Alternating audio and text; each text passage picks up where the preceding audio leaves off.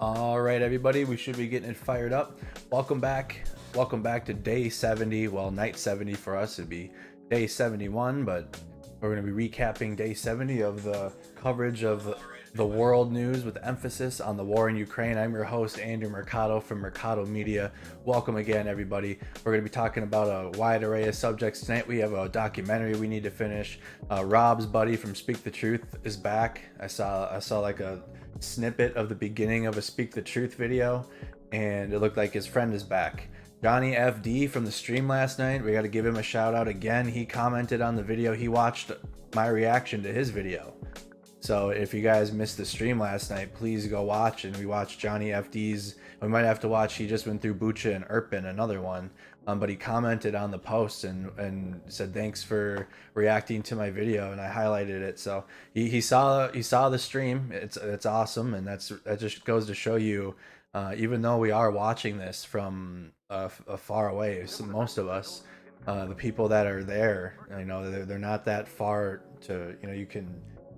The way the internet works nowadays, I had no idea I'd be able to connect with Johnny FD on the ground. Like, I'd never thought that would be possible before this, but the fact that he saw our reaction to his video is just amazing. But anyways, guys, check out into the stream. We're going to be talking about Belarus began a full-scale military drills today on May 4th.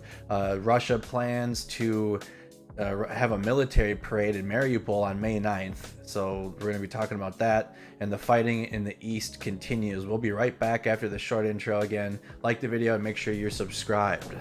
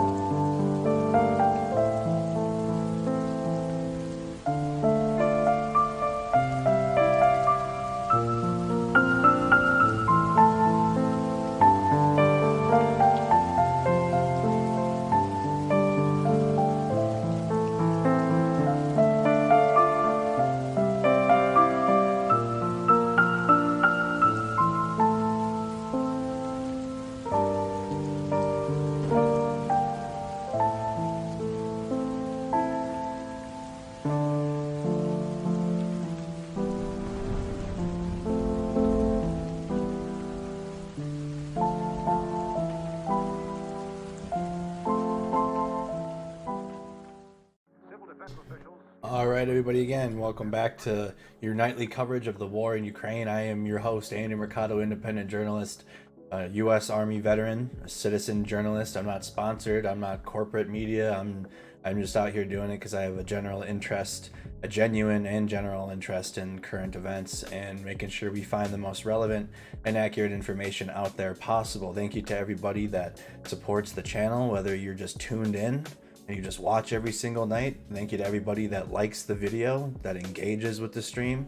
Thank you to everybody that utilizes the chat feature and comments your opinions in the chat. Thank you to everybody that votes in the polls every night that we host. Thank you to all of our members of the channel. Shout out to you guys. Thank you to everybody that sends super chats, super stickers, helps out the channel. It really does help out a lot. Let's get into it here. You guys can follow along in the Discord, and we'll also be going around the entire map of Ukraine. We're going to continue doing that counterclockwise and just making sure we get every major update from each city before we go through our lists. All right. State Border Service. Ukraine ready if Belarus joins Russia's war. Belarus said it has begun large-scale drills on May 4th to test its combat readiness, while local residents reported spotting columns of military vehicles moving in the direction of Ukraine and Lithuania. So that's the latest with another country in Belarus. But Belarus has been funneling Russian military through it. So they have begun large-scale drills in Belarus. Bloomberg, Hungary objects to Russian oil phase-out after EU proposed a gradual ban on Russian oil and oil products export. Hungary voiced objections as measures would threaten Hungary's energy security, the spokesman for Prime Minister Viktor Orban's government said. Oil depot on fire in occupied Matkivka in the Donetsk Oblast. Russian state-controlled RIA Novitsky agency reported a large fire at an oil depot in occupied Matkivka. Photos and video footage have been published on social media. Russian proxies claim the fire was caused by a shelling. Ukraine's intelligence. Russia plans to hold military parade in Mariupol on May 9th. Intelligence Directorate reported that Russia is conducting preparations for the parade by cleaning central streets from debris, unexploded ordnance, and removing the bodies of those killed. So, May 9th, we might be watching a parade in Mariupol. The European Union will expand defense assistance to Moldova. This was stated by the head of the European Council, Charles Michel, likely, at a meeting with President Maya Sandu in Chisinau. Russian missiles hit central Dnipro. A railway infrastructure site has been targeted in the city, according to Ukrainian Railways Company. General Staff, 3 Russian missiles carriers currently in the Black Sea are ready to strike at Ukraine. The Russian fleet keeps blocking Ukrainian coastal areas and conducting reconnaissance. There are 3 ships carrying 3 M54 caliber missiles, Ukraine's General Staff has reported. From the mayor of Mykolaiv, explosions heard. Mayor Alexander Senkevich warned locals not to stand near windows and not to post pictures or videos of the blasts. Information and casualties is being collected. They're really tightening up on people that are taking clips and then posting them online right after, right? I mean, those that have been tuned in since the beginning of the war, we were watching, my streams we were refreshing and we'd see new clips like right then and there, and you'd be like, okay. But then now you can understand the operational security behind it, and that Russia's watching too. They're watching all the clips get posted, so it's operational security to post things online like right after they happen, because then Russia can fire and adjust, or like they can adjust their measurements and their artillery or their cruise missiles. Oh, we missed, okay. Or like they can see in the video where the strike was, and then they adjust their artillery. So definitely can understand. Again, information is tight, but for sure it's operational security at this point. While Ukrainian air defense shoots down Russian missile in the Kyiv Oblast. The remnants of the missile fell in a field near the village of Trebuchev, said Ihor Sapozko, the mayor of the nearby city of Brovary. No one was injured and no buildings were damaged. That's the other thing too. In the U.S. Army, it might be different now, but I believe the only people allowed to bring their cell phone on the mission, or like the cell phone, was the government cell phone that was issued to like the convoy commander. I don't even think we could have our cell phones with us, just because the army's very strict on cellular devices and just portable device security. And there were soldiers getting kicked out of the army for plugging their phone into charge into the MTS system. It's the MTS, but now it's like the Blue Force track. It became the Blue Force tracker. But there was USB plugs in on the passenger side, and soldiers were getting straight like Article 15s, non-judicial punishment. So they didn't have to go before a court martial, but they were still getting their rank taken and like had to do extra duty. And this was like when we were deployed too, and they were getting their rank taken. Like it's a security risk, even that, I guess. So the United States military takes it very, very seriously. Azov commander says Russian troops broke into Azovstal. Denis Propchenko, commander of the Azov Volunteer Regiment, said that bloody fighting is going on at the highly fortified Azovstal steel plant in Mariupol, Donetsk Oblast. We didn't have cell phones in the 80s. Yeah, you're right. Yeah, you're right. All right, so that is the rundown of the top stories. Now let's go around the map. Like the video if you guys haven't. Make sure you are subscribed to the channel if you have not done so. I think so.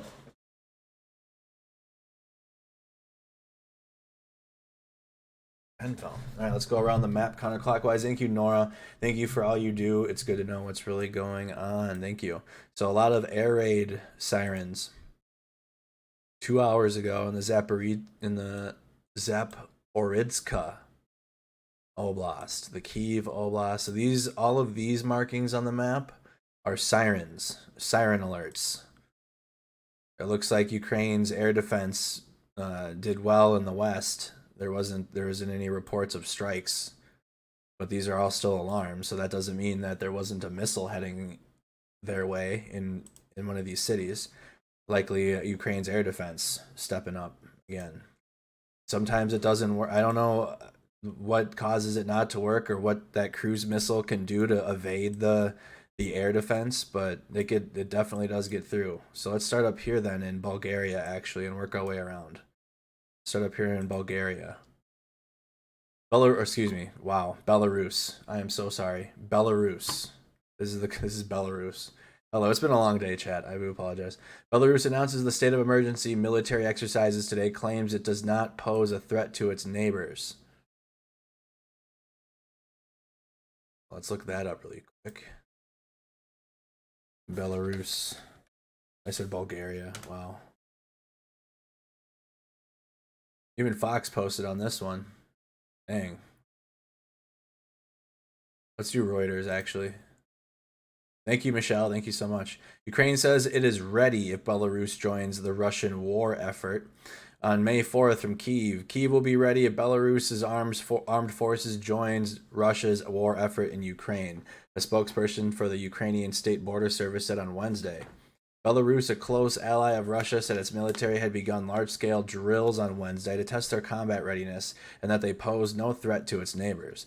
We do not rule out that the Russian Federation could at some point use the territory of Belarus and armed forces of the Republic of Belarus against Ukraine, said Andriy Timoshenko, spokesperson for Ukraine's State Border Service. Therefore, we said, he added, adding that the border with Belarus had strengthened since Russia invaded Ukraine on February 24th. Russia launched the invasion after holding joint drills with Belarus, which had allowed it to move forces closer to the border with Ukraine. Areas of Ukraine adjacent to Belarus came under Russian assault in the initial stage of the invasion, but Russian attacks are now focused on Ukraine's eastern and southeastern regions. If Russia gets Belarus in the fight, then that brings everything back to where it was. Right? If Belarus does join, I'll do a poll here how many people think they will. Officially. I mean, again, Russia's using Belarus for checkpoints, have equipment in there. But if Belarus does join, then they'd be right back to how it was when the invasion began. Forces near Kyiv, the border's right there. Let's do a poll while I'm reading this. How many of you guys believe Belarus is going to join? Again, large-scale military drills began today. Do you believe Belarus is going to join Russia?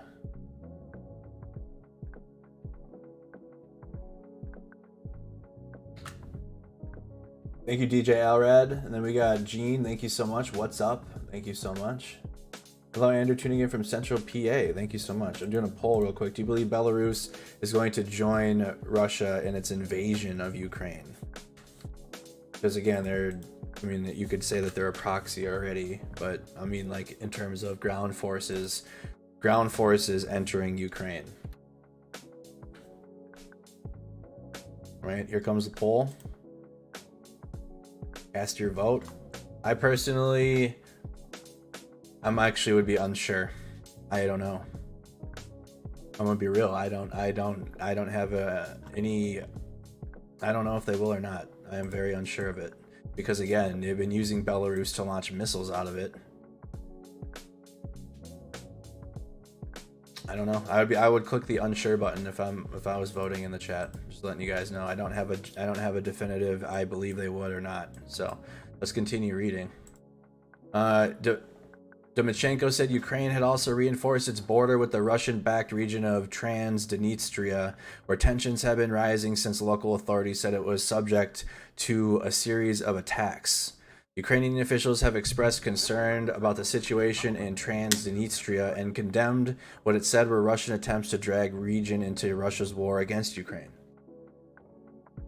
Moscow also voiced concern and said it's following events in where is Transnistria? We've been looking at, there's Transnistria, there's Transcarpathia. This is Transnistria. Unless this is just a different spelling of it.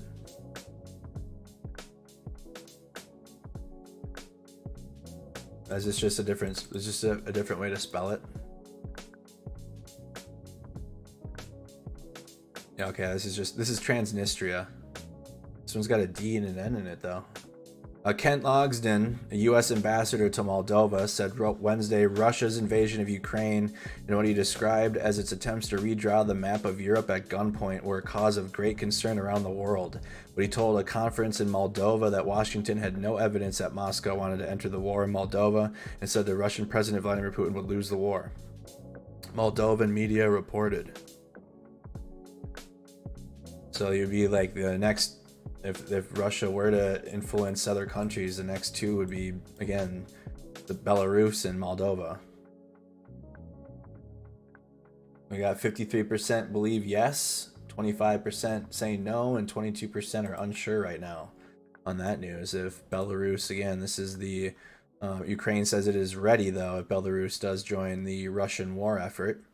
Kyiv will be ready if Belarus's armed forces joins Russia's war effort in Ukraine. They did...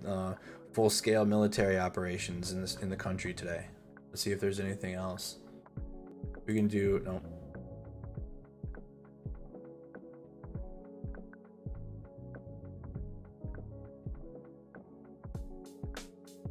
Russian ally Belarus. Oh my goodness.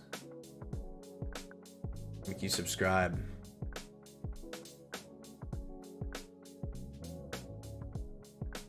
I find some more on that. This is from Arab News. Belarus launches surprise military maneuvers. Let's hear about this. Sometimes, again, when you expand your sources to ones that you usually wouldn't go to, you get other perspectives and how things are written. And Moscow, Belarus, a Moscow ally that shares a border with Ukraine, launched a surprise military maneuvers on Wednesday to test the reactive capacity of its army, said the defense ministry. Belarus military units were testing their capacity to go, quote, on the alert, move to predetermined zones, and to undertake combat training, the ministry said in a statement. The aim to evaluate the readiness and ability of troops to react rapidly to a possible crisis. It continued, describing the maneuvers as a surprise exercise. They published photos of columns of vehicles, including tanks, moving along roads. The exercise will be closely watched by Kyiv, which has repeatedly accused Belarus of planning to send troops into Ukraine to help Russia's military operation against its pro-Western neighbor. Belarus has been ruled with an iron fist by strongman Alexander Lukashenko, an ally of Russian President Vladimir Putin, for nearly 30 years. He's been running Belarus for 30 years? Well, yes, Putin... He's been in power forever too. The country serves as an air and logistics base for Moscow.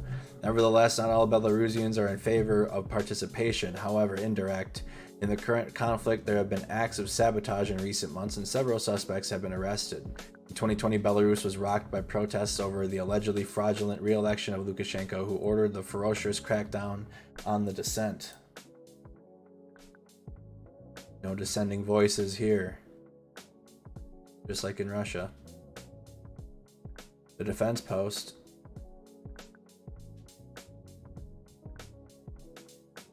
Also, Arab News took the... Okay. Same article, copy pasted. Staff writer with AFP. For real, I guess you can do that in the news. You can just copy paste articles onto your own. The Moscow Times posted it too. Belarus launches surprise military maneuvers.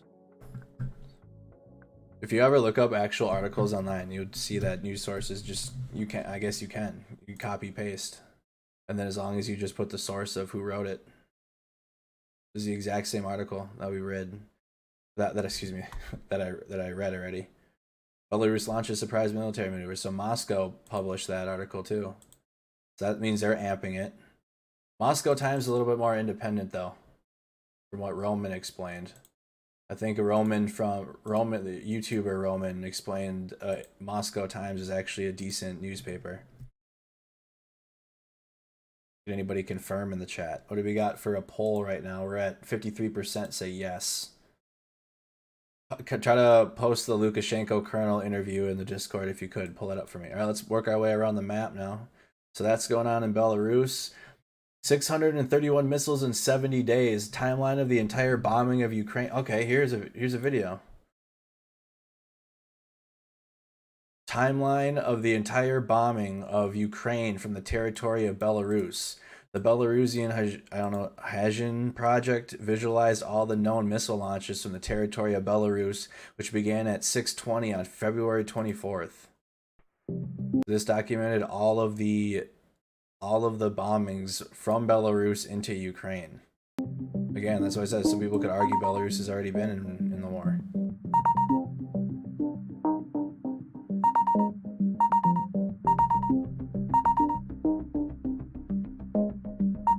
Alright, so you guys are looking, so you guys know where to look.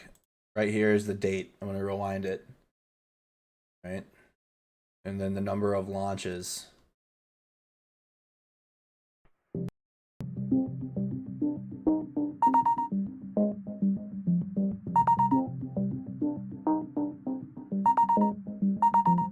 Belarus will side with whoever's winning.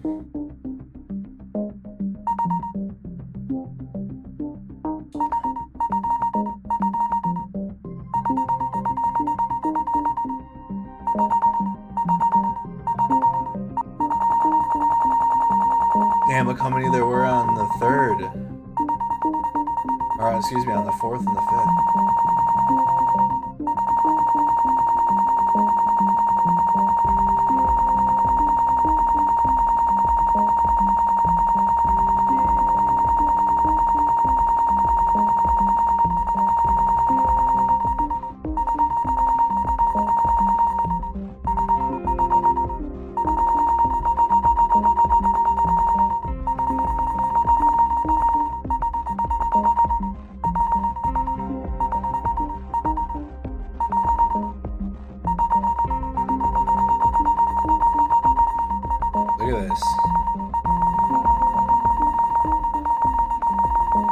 These are launches from Belarus into Ukraine. These are strikes from Belarus into Ukraine since the beginning. And now we're on March 20th. All right, I'll move my camera.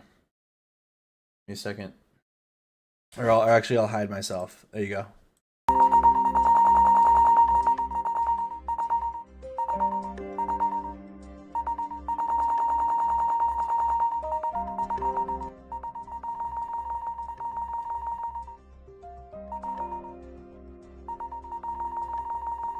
What do you guys think now? I don't know. I might change my opinion to like they already are a part of the war.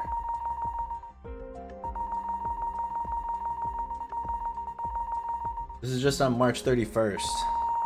We're not even into April.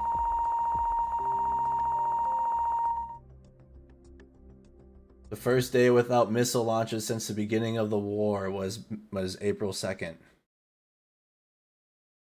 April 2nd, 618 launches.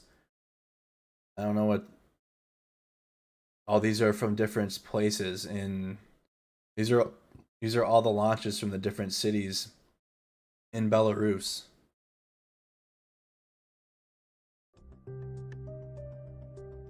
There were no missile launches for a week.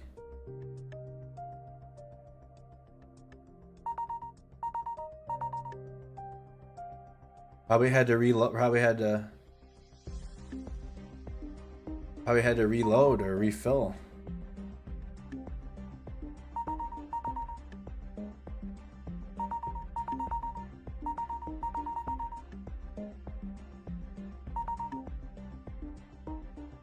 There's been less. What do you guys think of that, though? At least 631 missiles have been launched from Belarus against Ukraine since February 24th. In April, they nearly stopped. I mean, again, there was like one. There were a couple days where there was like hundreds of strikes in March. There were no missile launches for a week in the first week of April.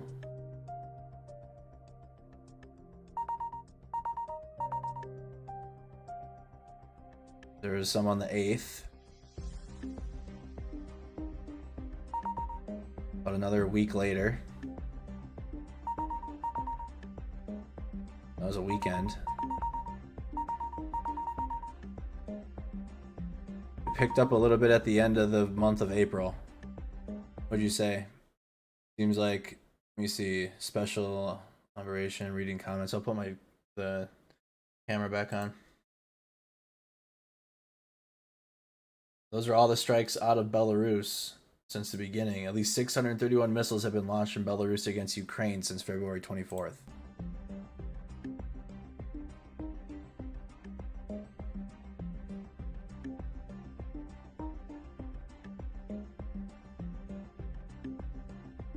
So then your power to demand this imposition of sanctions against this regime. You think they're running out?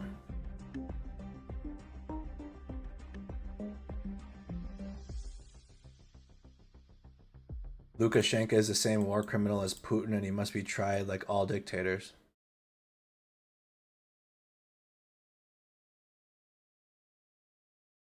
The timeline clearly shows there were very few launches until the beginning of March. The peak of launches was recorded on March 9th. That was like... Until the beginning of April, the number of launches was increasing day by day, and the largest bombing from Belarus against Ukraine was on April 1st. On that day, missiles were launched every 10 minutes, and in total, at least 56 warheads. All this is happening with the permission and direct support of Lukashenko. He is the same war criminal as Putin. He must be tried like all dictators who support the killing of civilians. Any cooperation with the regime must be stopped. Military launches from the territory of Belarus continue to this day. The last missile was launched yesterday, May 3rd at 11:35. So this is still going. We just did a time lapse. Wow.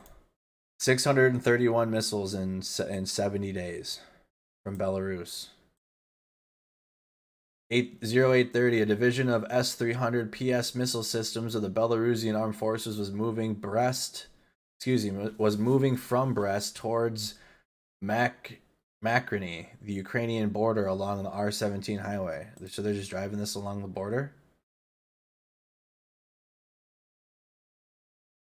We need to add this Belarusian this account to our list.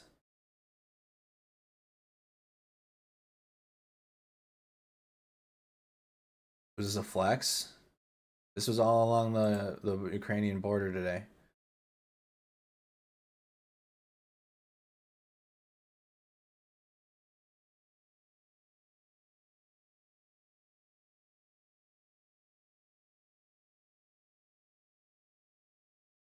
Add to the list. Nope.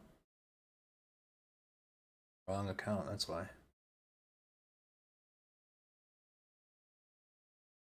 That was on my personal account. I'm going to add this account to our list to track Belarus. Okay. Keep up on that. S-300 PS systems. We looked up the S-300. The big missiles. Oh, all of the siren blips went away. All right, all the sirens on the map were refreshed. Let's go down.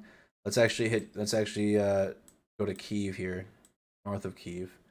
Landmines, explosions in the Kyiv region. Tractor blown up near Hoholiv.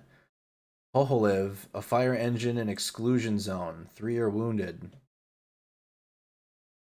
Remember, they got the Chernobyl exclusion zone up there.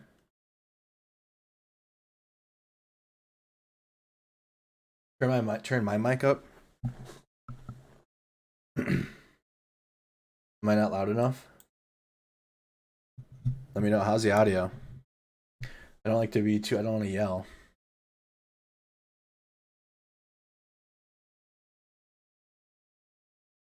So fire truck in the exclusion zone. Kyiv region, again, explosions, anti-tank mines, and a tractor near the village of Gogolev, and a fire engine in the exclusion zone. 3 injured and no dead.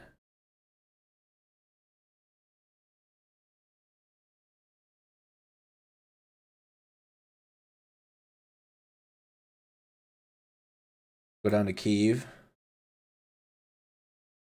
It's good? Okay. Audio was great. All right. Perfect. All right, thank you guys. Reports of explosions in Borovary. This was in Kyiv. This was in Kyiv 9 hours ago. Explosions in Borovary. An explosion is reported in Borovary. We check the information. So report.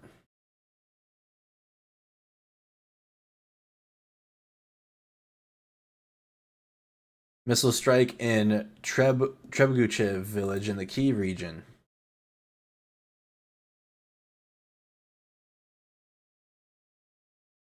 The mayor of Borovary reports that the missile strike was in the village of Trebuchev. I wonder if there's video at this point, if it was that long ago.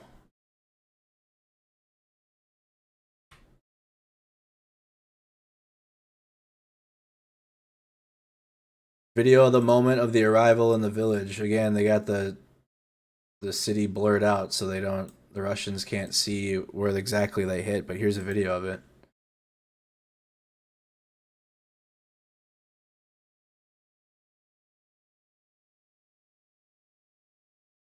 Mayor Mykolaiv reported that explosions are heard in the city. The explosion also took place in the village of Trebuchev in the Kyiv region, according to the mayor of Borovary. So again, like I've been saying, y'all, even though the Russian ground forces aren't to the north central part of the country or to the west, but like every day, you could be in the wrong place at the wrong time, because all the major cities in Ukraine are still getting artillery, still getting shelled. There isn't safe. There's like a meme or whatever that just because Nancy Pelosi visited there last weekend, that it's like safe, and this is the same city this is Kyiv. They haven't stopped. They haven't stopped doing this at all. The map that we looked at yesterday had a better perspective of how much artillery bombings and shellings there are in the country. Right now, today, it was just looks like they were focused on the central part of the country. Yesterday, it was all in the west. Now today, look at right down the middle. Look at the pattern. Let's check this one out. Explosion reported in the Kyiv region, possible due to air defense work. Air defense going to work here.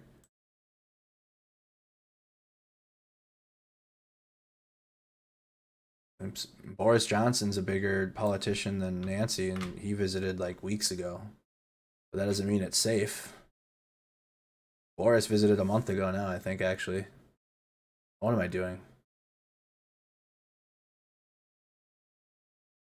What am I doing? Translate. Come on now.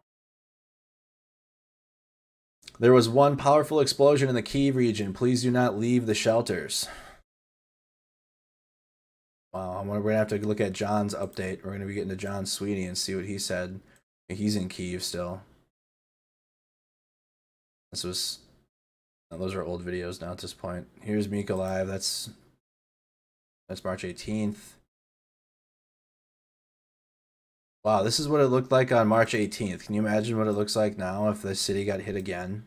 Just to give you an idea, again, this is from March 18th, so I don't want you to think this video is recent, but this gives you an idea of what that town looks like, because I haven't seen this town in the Key region. This was 2 months ago. Almost 2 months ago. And it's being hit. It got hit last night.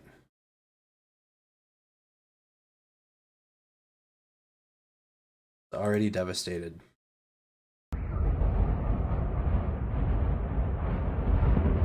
The mayors from Brovary and Mykolaiv said that it's coming from that town or that village of Trebuchev.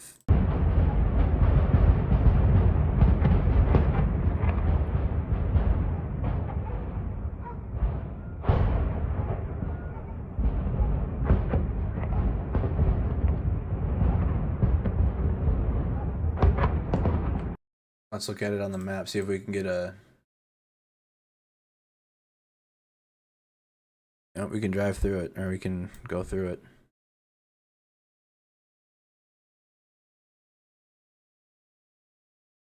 Very narrow roads. They make it work though, huh? Literal village. Try to get, let's go to the main road. This is that city. Here's the main street.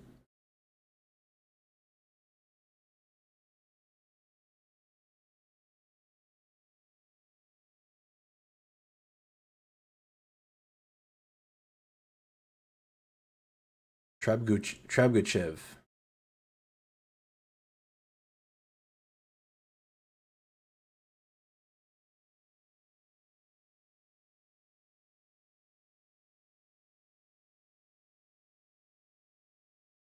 People just have, you know, you can have a farm.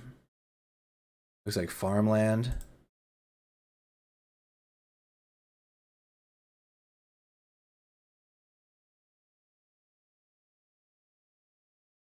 Everybody has fencing or some type of a barrier around their property.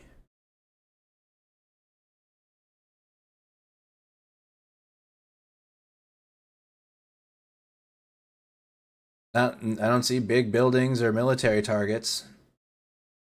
Looks like a bunch of houses and farmhouses.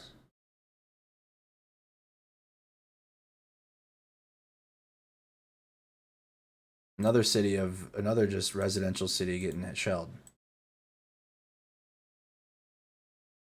Russia's strategy, unfortunately.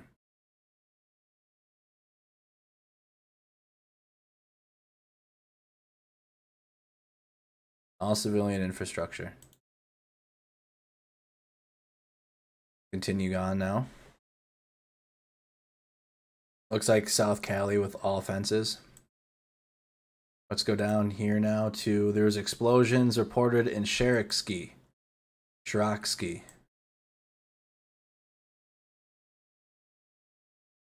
Okay. See if there's any video or anything on that quick.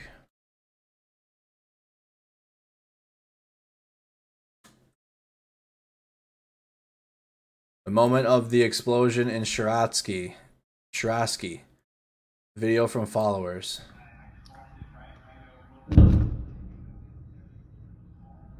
Everything's blurred. Okay, so they show just enough to show the strike, but they blurred everything else. So look right here if you can.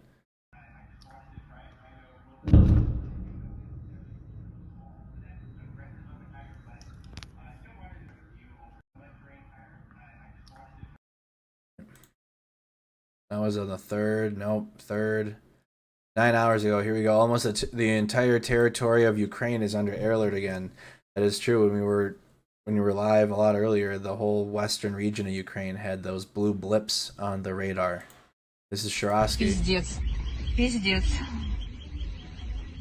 This is in the central region of Ukraine. Пиздец. Пиздец.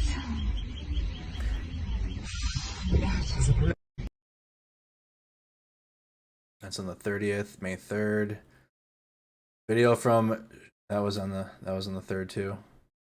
There are reports of missile strike on several locations in Shirasky, Zaporizhzhia, Nikolaev, and the Kyiv region.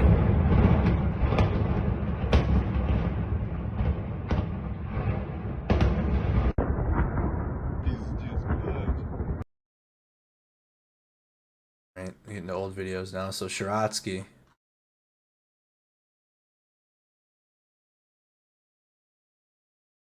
Down. Explosions in Kropyvnytsky.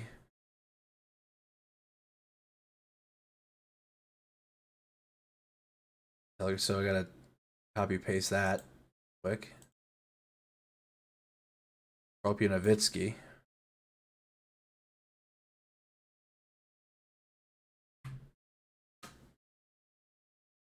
(2020) March 12th. Nope. 2021 March 12th. See if there's anything the latest. Those are old videos.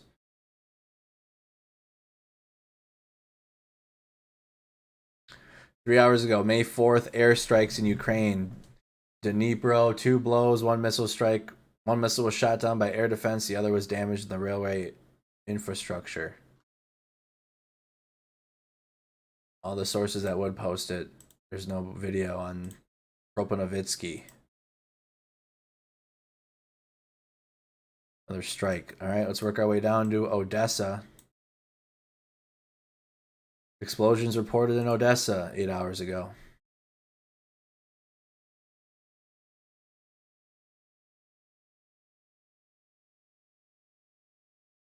The sounds of explosions are reported in Odessa. Stay in the shelters. Straight from the Telegram notification that gets sent out. So let's type in Odessa and see if there's any video from today.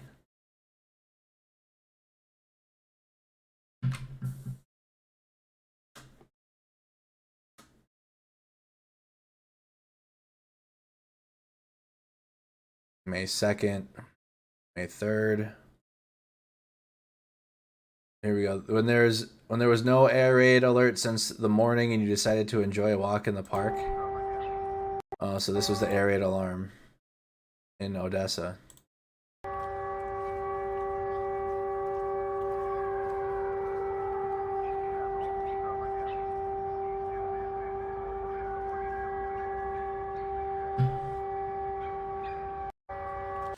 All right. That's on May 1st, May 2nd, April 30th. Okay, latest.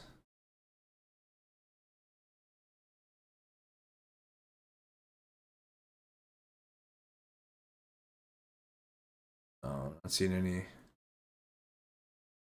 videos from that strike. They're really tightening those. They're really cracking down on videos getting posted. Let's go over to Mykolaiv, which got, look at all the shellings that happened in the country today. These are the ones that get reported too. Who knows if there's ones that don't even get reported. Reports a powerful explosion in Mykolaiv. Here's a picture here.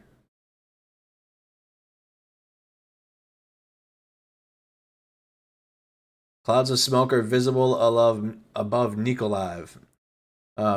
Eyewitnesses report the blow was very strong. We are waiting for official information.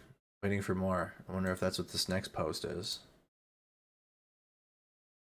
More explosions reported in Mykolaiv.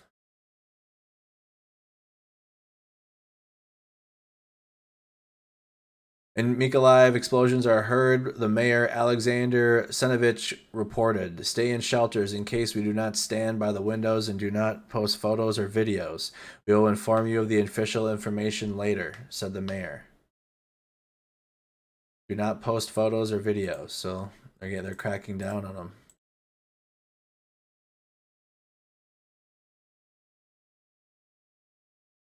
Heavy shelling in Mykolaiv now. Here's a video. I shouldn't say now. This was 9 hours ago. So this is what the shelling was like in Mykolaiv 9 hours ago. Just got home. Welcome, Lynette. Good to see you.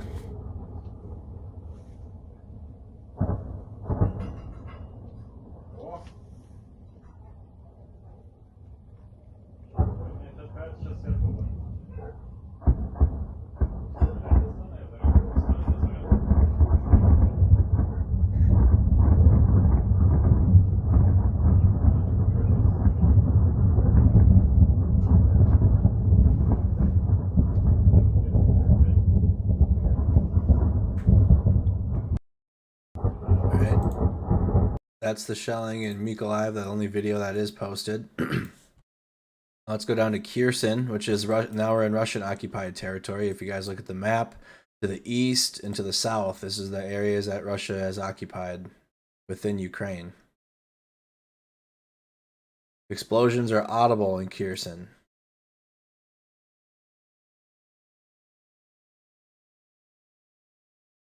Explosions are heard. Okay.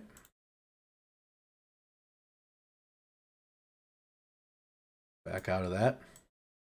Let's go to this update in Zaporizhia. Explosions reported in Zaporizhia.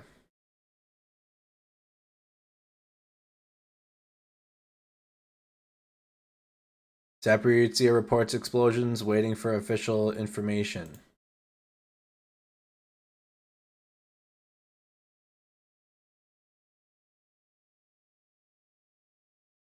And then Dnipro. Heavy explosions reported in Dnipro city.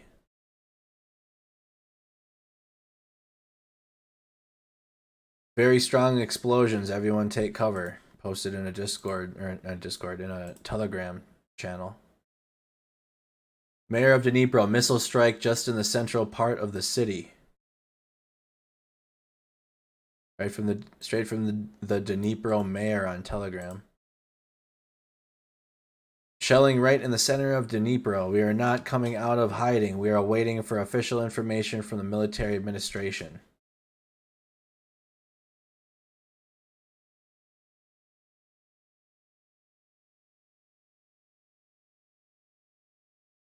Nine hours ago, heard in the Ukrainian head of the Ukrainian railways, Russian missile strike hit railways infrastructure object in Dnipro city.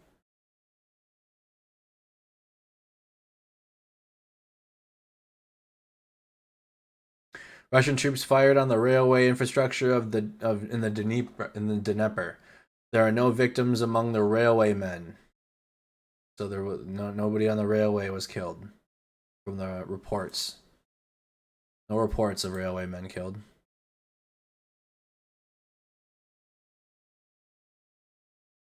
Go down here now. We're going to be getting towards the Donbass. Russian troops shelled a Novo Mykolaiivka. Oh. Novo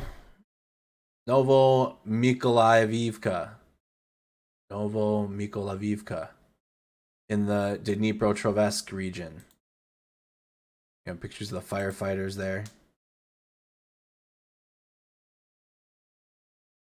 Pictures of a shelling.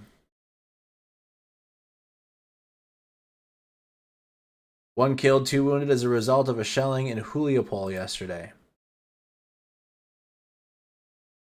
On somebody's house.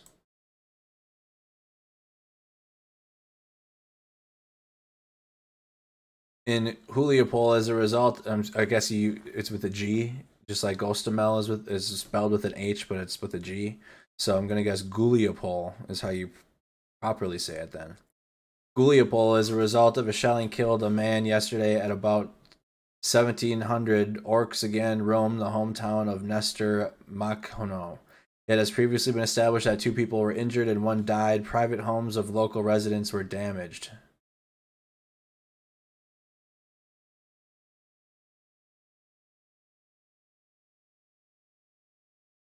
We're going to come back to Mariupol. Fire at an oil depot. No. Russian troops shelling Marinka. This is a region just outside, or just north of Mariupol. Here's Mariupol.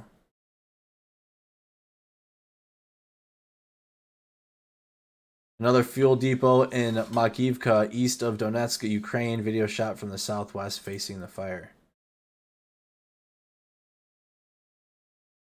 So this is a fire within the Russian territory. Large fire burning at an oil depot in occupied Makivka. Could be a counterattack. Russian infrastructure has just been on fire a lot lately. Thanks for the thumbs up, sweet cheeks. Hey, how you doing, Lorraine? There's been more and more Russian infrastructure, Russian-controlled infrastructure on fire as we go.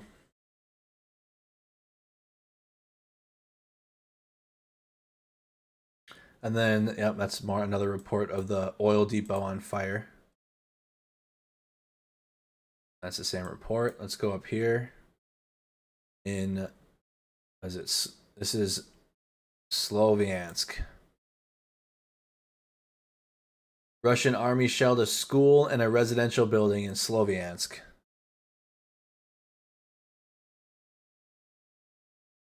A picture of the residential building.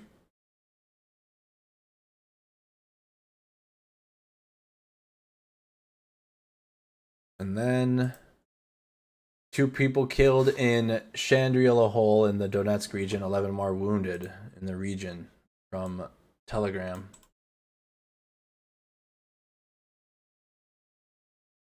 Today, the Russians killed 2 civilians in Donetsk.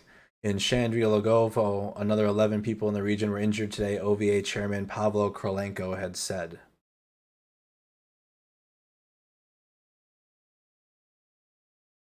All right, that's the map. If you guys want another look at it, here's the full map and all the stories at the big stories, all the shellings in Belarus. All right, there's the full map. Now let's get into John Sweeney's update from the day. Make sure you guys like the video if you haven't. Comment where you're tuned in from. What city, what state, where in the world you guys are watching from. Again, I'm your host, Andy Mercado. I've been covering this war since the invasion began. All right, then we're going to be looking at John Sweeney. So comment again where you're tuned in from. I'll shout out your city and state, and then we'll watch John here.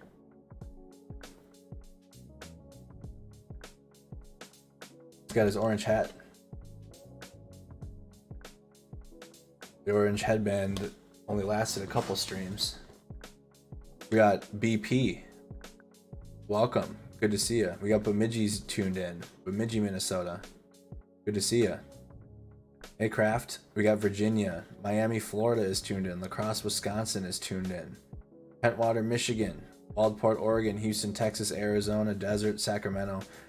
Marion, Iowa. California. Welcome, Albany, Oregon. How you doing? Buffalo, New York. Portland. There you go. Nenana, Washington. Hello, Chicago. Nekada, Wisconsin. Wisconsin Dells, Wisconsin. Cobb Hill, Kentucky. Catoosa, Oklahoma. Hillsboro, North Carolina. Medford, Oregon. How you doing from the Imperial, Missouri? How you doing? Independence, Missouri. Cleveland, Ohio. Louisville, Kentucky. Grand Lake, Oklahoma. Good to have you. All right, let's hop into John Sweeney. Good to have you guys all again. Like that video. Thanks for choosing independent media. Of Vladimir Putin's war, it seems preposterous to talk about war on such a beautiful spring day here in glorious Kyiv, but I didn't start it. So the story of the war so far is that the Russians tried to decapitate the political leadership of Kyiv, of Ukraine, by taking Kyiv. They failed and they retreated. The new Russian goal, we're told, is to secure and denazify the Donbass and the south and east of Ukraine. For the moment, that battle is in a kind of stalemate. By the way, what's happening is every now and then the Russians chuck a couple of missiles, killing a few civilians, either here in Kyiv or in Odessa or in Lviv or the other cities. They can do that for a time, and it's a bit like the Blitz. It's frightening, but it's not going to defeat Ukraine in the same way that the Blitz couldn't defeat Great Britain in 1940. What we're left with, though, is the Battle of Donbass, and it feels like a stalemate at the moment. It's not quite the same. War is a game of mathematics. It's a bit like chess. It's also a bit like boxing. Let's go with the boxing analogies. What's happening is that Ukraine is absorbing the punishment. The Ukrainian army are taking the blows from the Russians. But the Russians aren't, they're not knocking out the Ukrainian army or anything like it.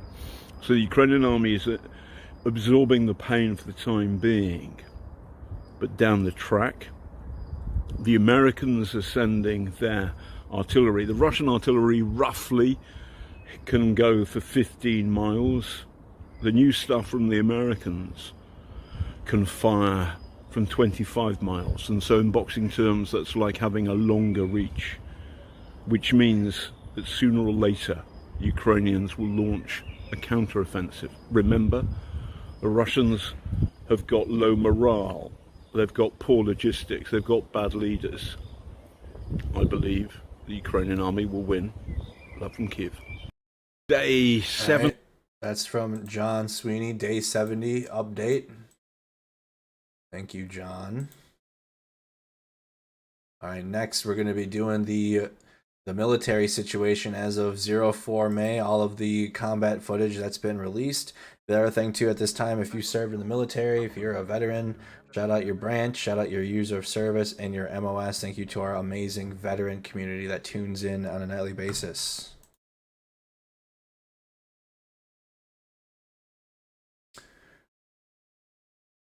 We're going to be getting some combat footage.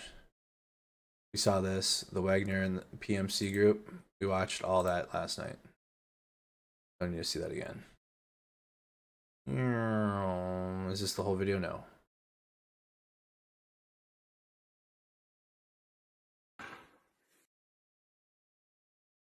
We looked up a little bit of what the Wagner group is. Ukrainian infantrymen making use of a revolver-type grenade launcher. Погоди.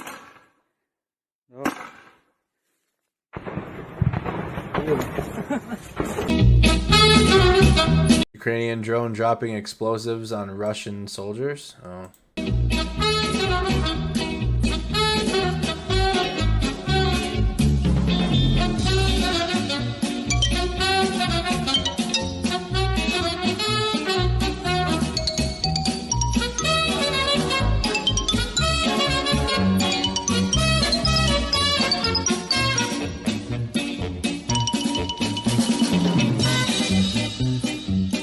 They're not leaving. Water.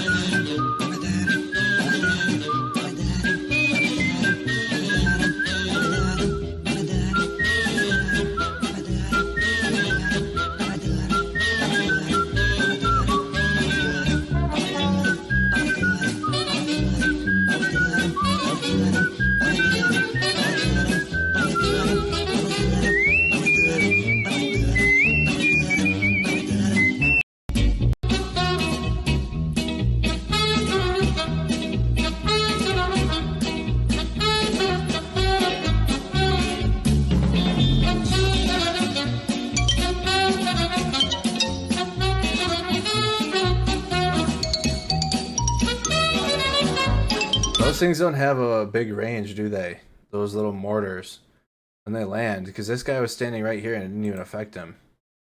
It's right here. You can see it dropping. Look right here.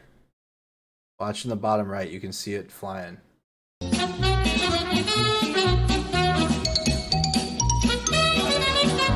must not have a lot of just pretty precise targeting, right?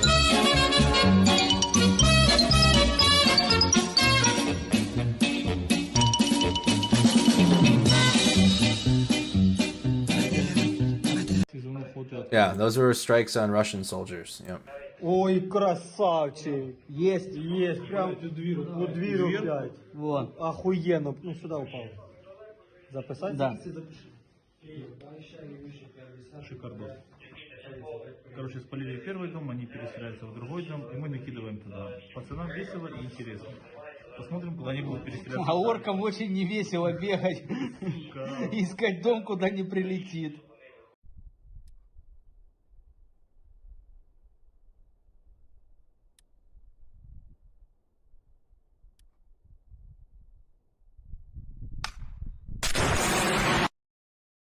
Oh, Ukraine's 93rd Independent Kolodny Yar mechanized brigade destroying 3 Russian tanks with artillery fire. Ukraine's 93rd Independent Mechanized. Those one guys that were loading the truck were like getting those mortars or whatever, and they weren't even like moving. They were still trying to load the truck.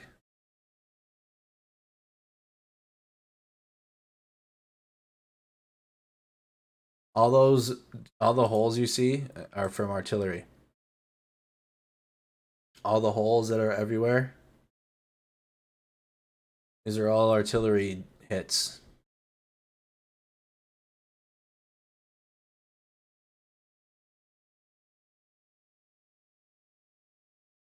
All craters.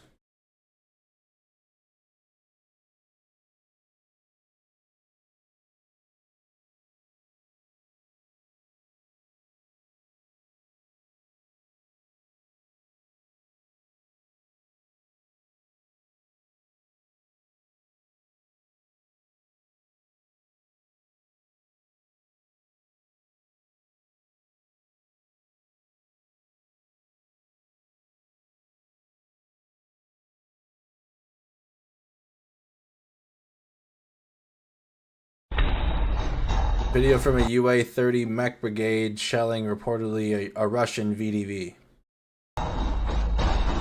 Ukrainian strike on a Russian military vehicle.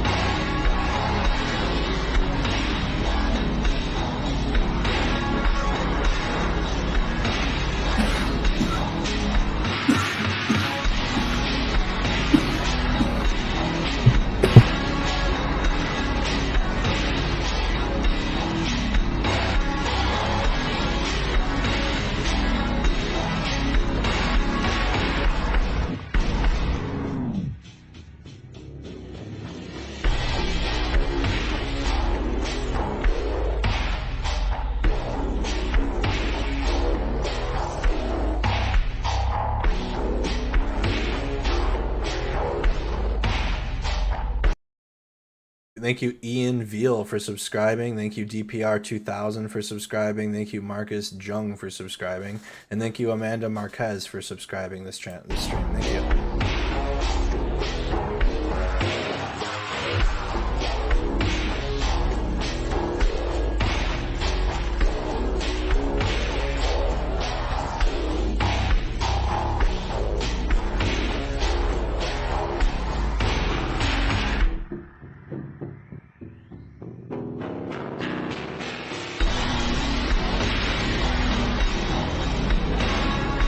They bailed out of there.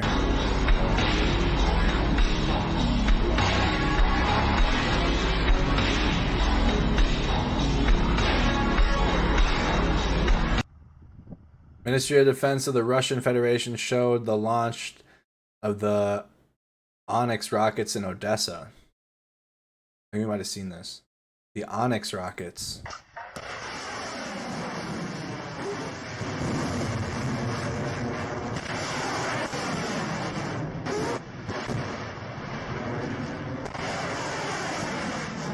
Might have to look those rockets up.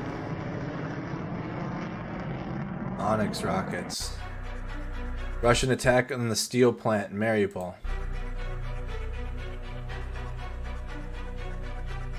And there are reports of the Russian forces actually are breaching the Azovstal plant, and we'll look into that here. We'll look into that when we get down into Mariupol. We have the documentary to continue watching and everything.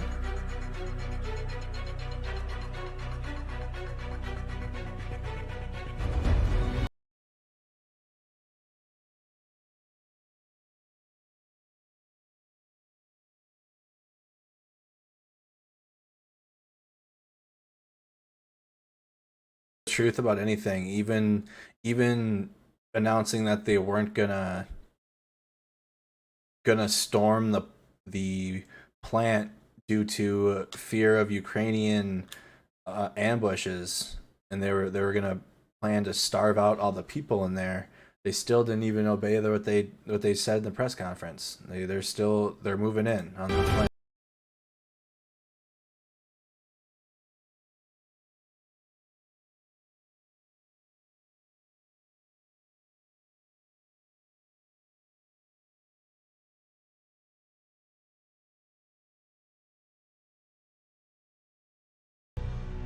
The one hopeful news with that is most of the people are underground.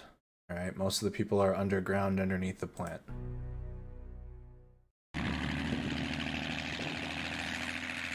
A Russian missed it. Russian 2SM Malka 203mm heavy artillery firing somewhere in Donbass.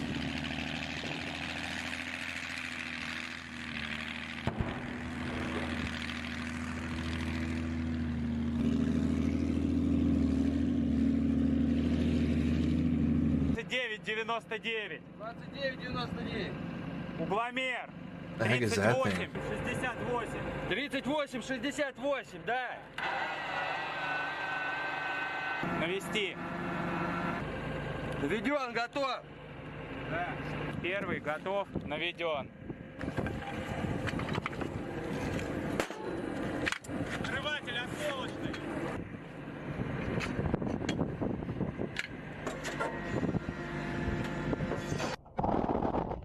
They have a camera on it.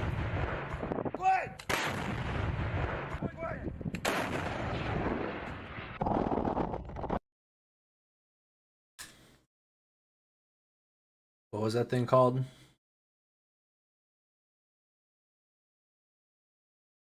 The 2S7M Malka. Oops. There we go. 2S7M Malka. That's a little loud. Meet the 2S7M Malka, one of the most powerful guns on the planet, from Military News Today.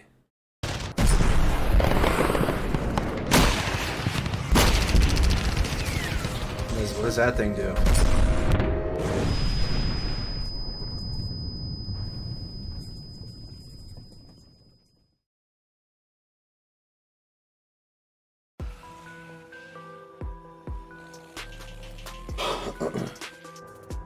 Meet the 2S7M Malka, one of the most powerful guns on the planet. One shot of the 203mm weapon can fully destroy a building used as a stronghold.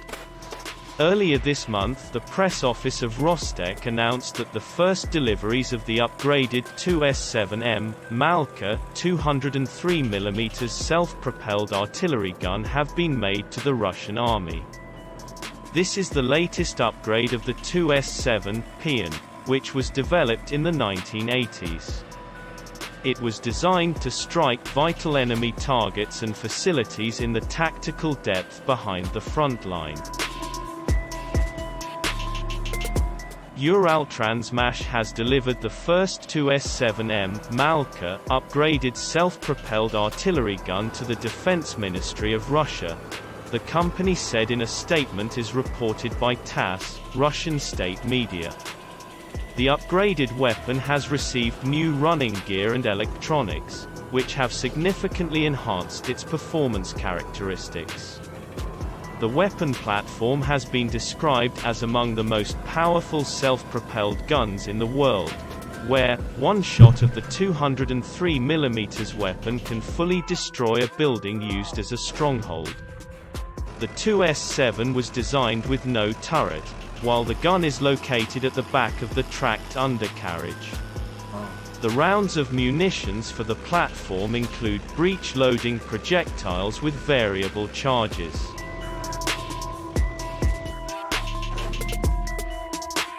Rostec, the Russian state-owned holding conglomerate that is headquartered in Moscow, announced on April 7 the completion of work on the first upgraded self-propelled artillery gun. The weapon platform's gearbox, distribution mechanisms, and power supply units were upgraded, along with the intercom equipment and radio system. Engineers also replaced imported components with domestically produced parts. Uraltransmash, which is part of Uralvagonzavod Group within the state high-tech corporation Rostec, had already prepared production facilities for the serial upgrade of Malka's self-propelled artillery guns. After the upgrade process, the Malka underwent a full cycle of trials that included both running and firing tests, which checked the characteristics for its mobility, chassis, power plant, and transmission durability. The field tests also focused on the reliability of the platform's loading and fire control mechanisms and the strength of the 2A44 gun. This is one of the world's most powerful self-propelled guns designated to strike vital enemy targets and facilities in the tactical depth of defense behind the front line, said Uraltransmash CEO Dmitry Semizorov. Now the delivery of upgraded guns has begun for the Defense Ministry. Uraltransmash faces a serious task of implementing the serial upgrade of this weapon under the 2020 to 2022 Defense Procurement Plan.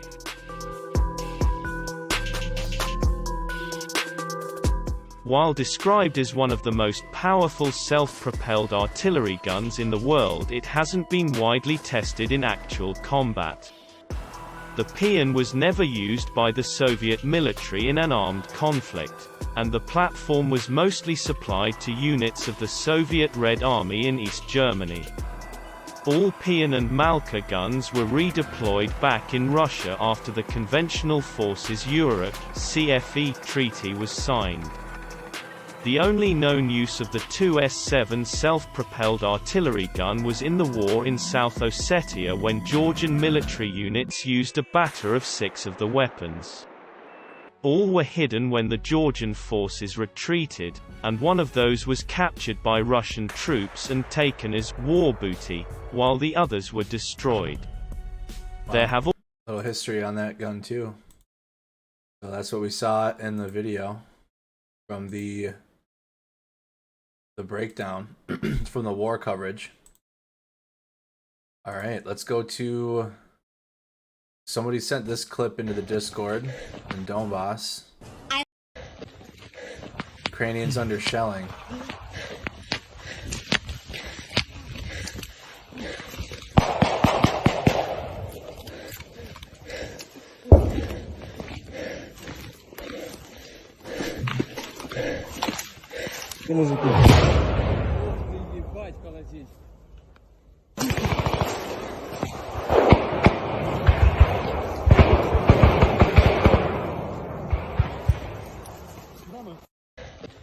That's gotta be terrifying, dude. Alright, this is from the Sun. Again, everybody sending videos to our Discord. Thank you so much. Russian warship attacks Ukrainian targets with cruise missiles. Posted on the 4th.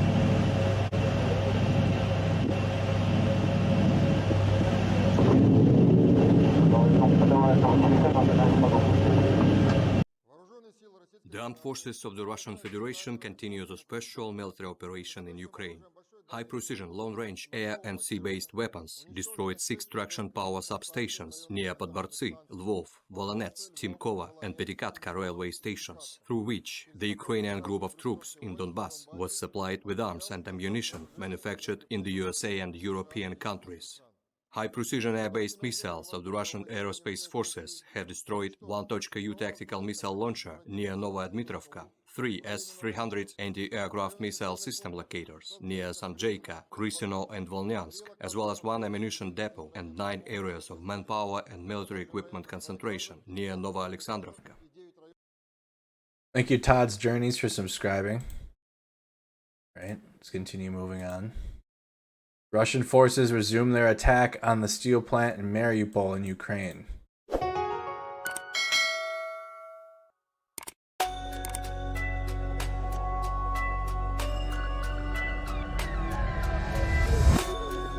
Russia has resumed strikes on the Azovstal steel plant in Mariupol.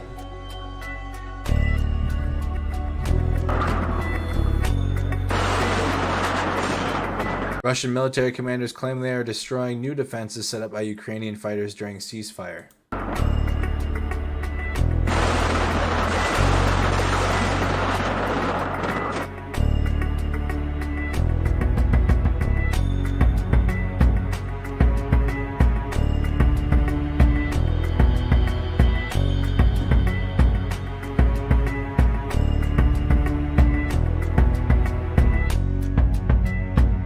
Last holdout of Ukrainian resistance in a Mariupol city that is otherwise controlled by Russian forces.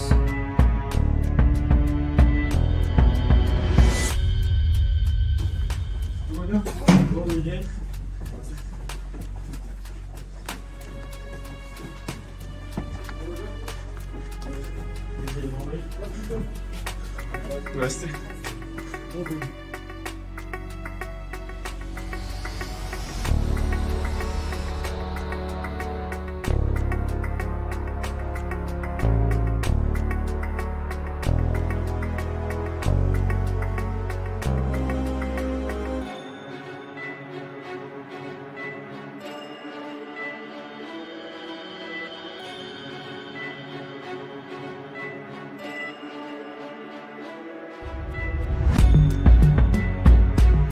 Said about 200 civilians are still inside the plant.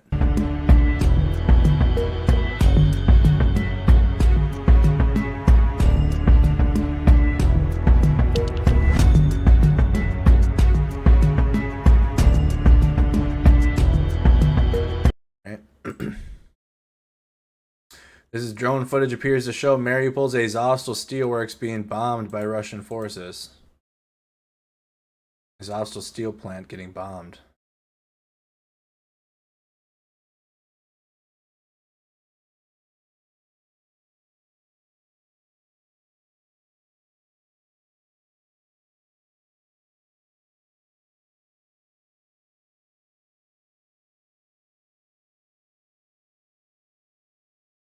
Saying that Russian troops have stormed the plant. All of the city except for the Azovstal is now under Russian control. All of the city. Civilians were evacuated from the plant over the weekend and arrived in a city controlled by Ukrainians.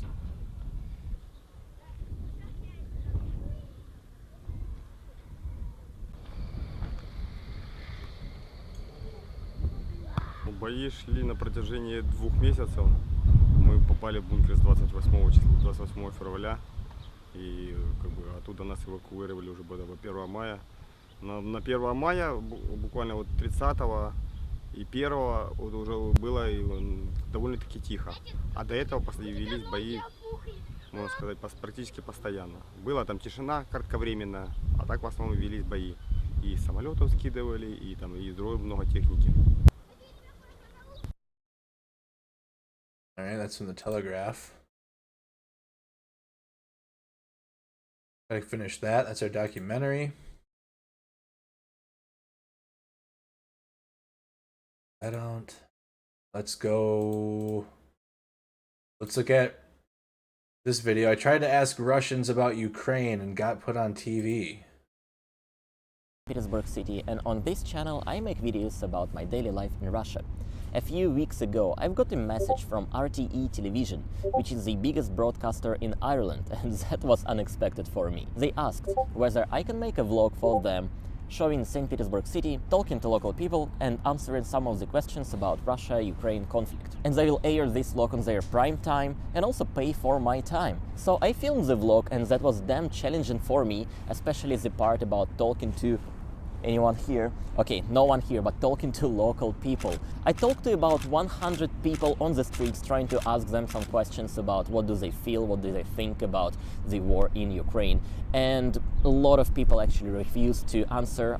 Sounds like 1420's channel. I'll talk about this by the end of this video. Overall, this experience made me a little bit more comfortable at approaching people, so perhaps in my future videos you will see more strangers from the street. RTE showed my vlog in their prime time on April 21st, and I actually watched it in real time on their website, and I was able to watch it using a VPN. And here is a quick shout out to Atlas VPN. If you're looking for a VPN service, just use my link in the description. Feel about the conflict. Hello Ireland! Primetime asked me to show what's life like in Russia right now, so I'm here to share it with you today. My name is Nikki, I'm 27 years old and I live in St. Petersburg City in Russia. Okay. You see, it's just a few meters away from the place I live, and we already caught the first Z sign in the city.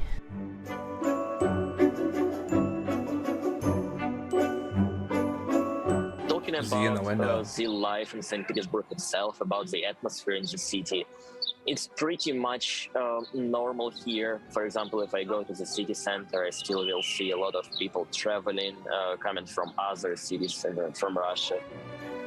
On the way here, I found 4 letter Z's around me, first in the neighborhood apartment and then in the subway. It appeared out of nowhere, and one moment Russian government started to use this sign, this symbol, as a way to support Russian soldiers in Ukraine. Every single day when I go outdoors, I see such kind of reminders, like basically around the city.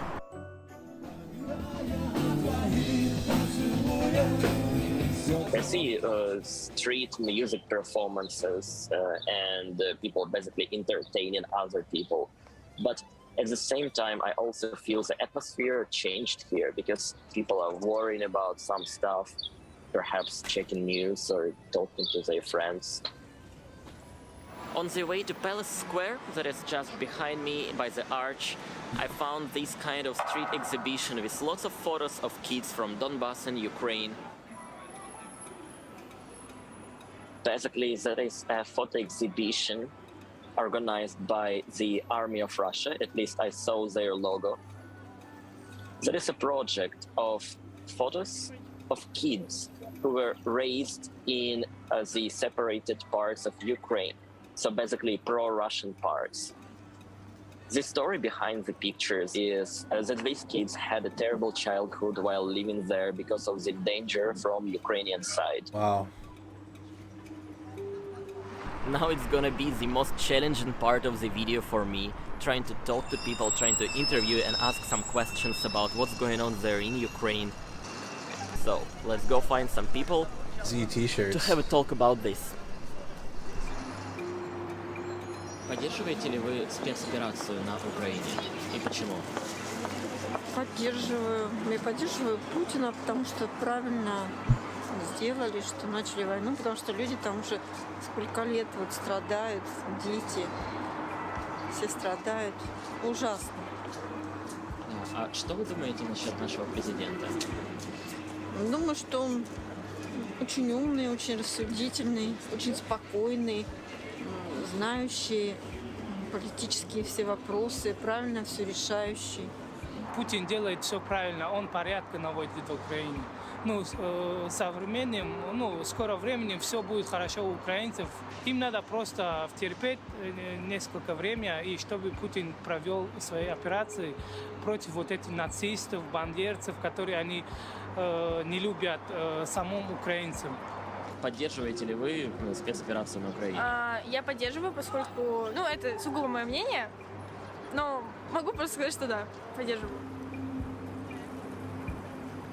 I've been walking around and trying to approach people, and I think I approached at least 30 to 40 groups of people, and most of people, they thought it's perhaps not a good time, or perhaps they were scared to speak up publicly.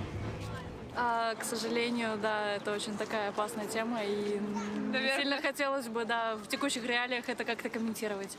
Готовы ли вы поучаствовать в уличном интервью на тему России и Украины? Знаете, наверное, нет, по той причине, что я не имею достаточной компетенции для этого. Куда Россия движется в ближайшем будущем?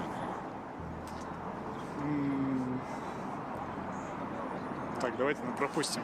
Пропустим. Three wise men of Gotham, they went to see in a bowl, and if the bowl had been stronger, my son would have been longer.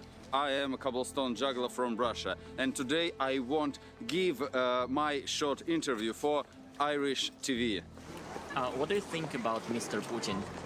Mr. Putin is a great person, is a very strong man, which can crush economic of the world. I like peace, and I don't like this operation because I want to give my lessons for juggling cobblestones in all the world. And I don't care who it is, anybody that gets obsessed with like a certain leader and like wants them to be in power forever, that's scary. That's scary. Считаете ли вы, что западные медиа новостные настроены против России? Like turning a political figure or like a world leader into like a religious figure in terms of how they're like worshipped. I don't think it's good at all. Или нет? I'm thankful in the United States we get a new president every 4 years. Ну, считаю, что настроены, показывают всякие фейки, рассказывают того, что на самом деле нет, про теракты, про то, что наши солдаты насилуют, убивают, расстреливают. И я считаю, что это все фейк и все это неправда. Считаете ли вы, что западные медиа новостные настроены против России? Ну, скажем так, они более объективно все равно отражают действующую ситуацию. Вот, я считаю, что, в принципе, более правдивая информация. Так вы как думаете, санкции, они как-то влияют на то, что люди думают про происходящее на Украине? Становятся ли более против или более за?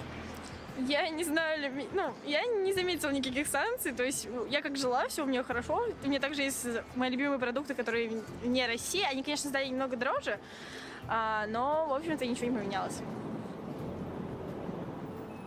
3 hours asking people if they are able to answer my questions about what's happening in Ukraine and in Russia. And I approached about 50 different groups of people, perhaps even more. I felt that at least half of people were interested to listen to what kind of questions I have. And once they heard about, I'm going to ask about the special military operation, about what's going on in Ukraine, they lost their interest. They said, I'm sorry, I simply cannot answer to such questions publicly.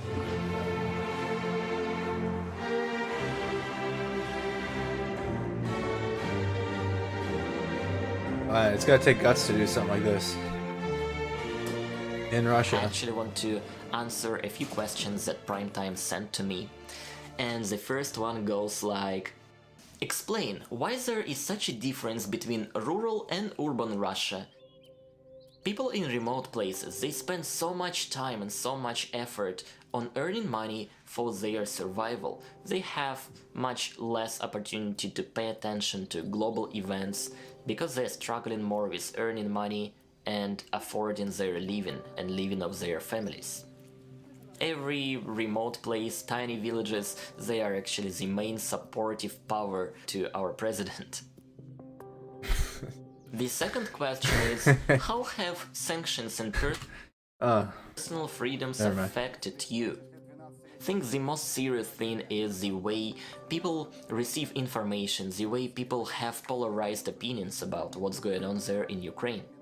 What's being said on Russian TV and let's say what you have on your state media is like having two different realities. And let me actually show you one example from this newspaper.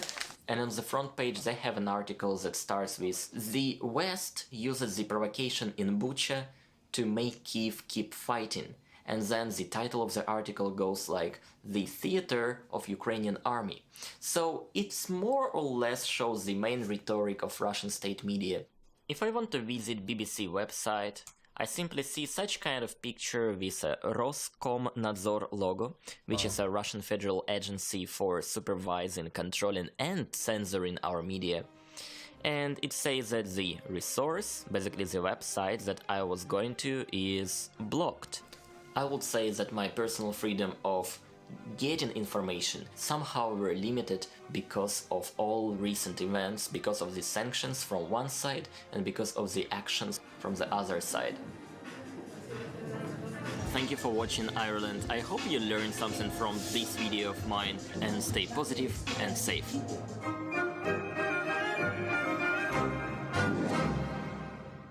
St. Petersburg is such a gorgeous city. I hope you enjoyed watching bits of its beauty.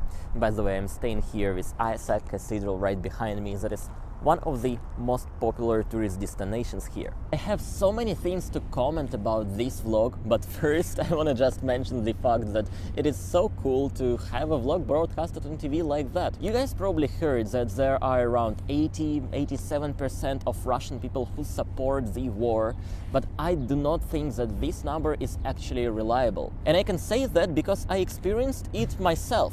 I tried to talk to people on this very sensitive topic, and most of of people that I approached, they simply didn't want to talk about it. They were scared to talk about it.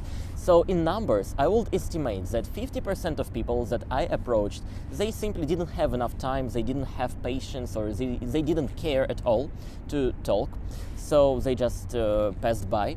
It's all right. But the second half of people that I approached, they actually cared to at least listen what I have to ask them. And once they heard my questions, they were like, I'm sorry, mate, that is too dangerous thing to talk about. We simply cannot do that. So I think the same thing works for any kind of surveys there are in Russia.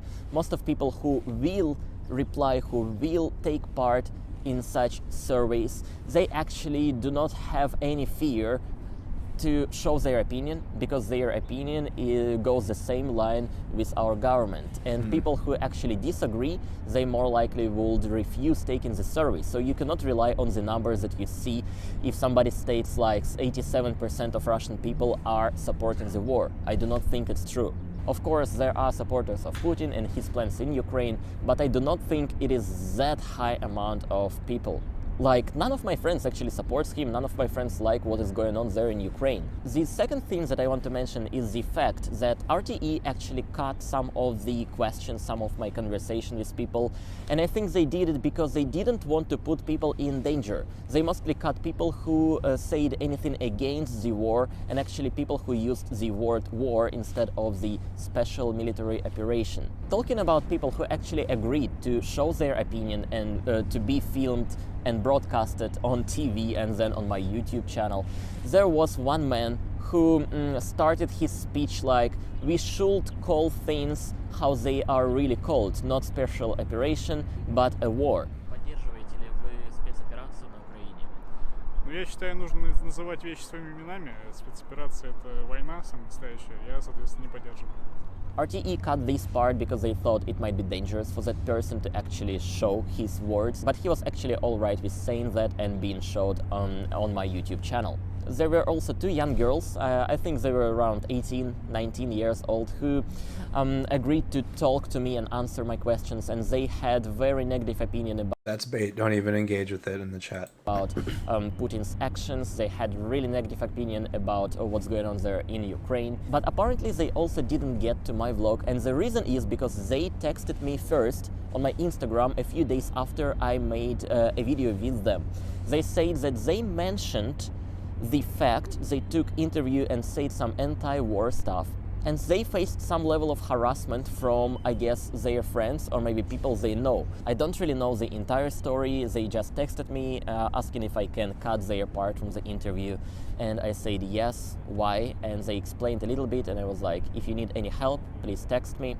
And they didn't text anything after. But apparently they asked me to delete their words, their interview, so I did it. And guys, here is a very important number. Out of about 100 people that I approached that day when I was filming the vlog, only 3 people dared to talk to me and say something against happening in Ukraine. I just saw that people are uncomfortable or even scared to talk, to show their opinion publicly. So the moral of the story: there are supporters of Putin in Russia, obviously. There are people who support the war in Ukraine and think it is justifiable. But there are also a lot of people who disagree with that. But the majority of people who disagree with that, they are scared to share their opinion publicly, because they know that if they join any kind of anti-war protest, they most likely will face some kind of consequences. To share their opinion publicly. Thank you for sharing that. If... Thank you for sharing that. Hello from Russia. To our Discord server. Thank you so much. All right, before we get to Mariupol, let's check our updates, the latest. If you guys are just tuned in, welcome to Mercado Media, independent journalists, independent media. We've been covering the war in Ukraine since day 1. It is currently day 70 in Ukraine. There's a comment about spreading propaganda on Belarus. Negative. That is happening. I'll read the thumbnail so you guys know it's not clickbait. Ukraine says it is ready if Belarus joins the Russian war effort. Kyiv will be ready if Belarus armed forces join Russia's war effort, Ukraine. A spokesperson for Ukraine State Border Service said on Wednesday. Belarus, a close ally of Russia, said its military had begun large-scale drills on Wednesday to test their combat readiness. Oh, here we go. So they began combat readiness drills, and here's more information on that. Belarus began snap combat readiness drills. The armed forces of Belarus began sudden large-scale drills on Wednesday to test their combat readiness, the defense ministry of Ukraine's neighbor said. Belarus is a close ally of Russia, which invaded Ukraine in late February immediately after holding joint drills with Minsk, which had allowed it to move more closer to the Ukrainian border. Russia calls its actions in Ukraine a special military operation. It is planned that the combat readiness test will involve the movement of significant numbers of military vehicles which can slow down traffic on public roads, the Belarusian military said in a statement. We're at 53% of y'all think that Belarus is going to join Russia. After watching the video we did, I would have added a... I should have... Hold on. Well, let me amend this. I'm going to amend this poll really quick. I'm going to add another option. Will...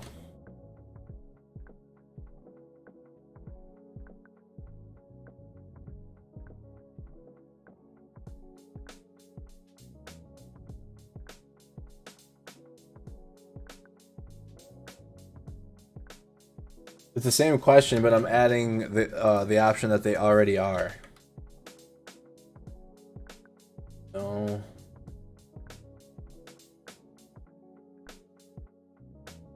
Sure.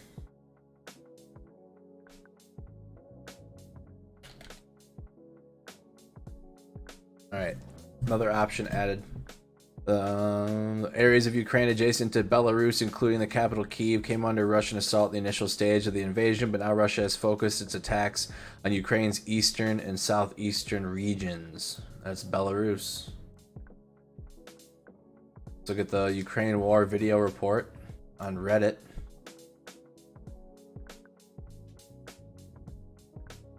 They say a short circuit in the military enlistment office in Nizo, where is this now? That.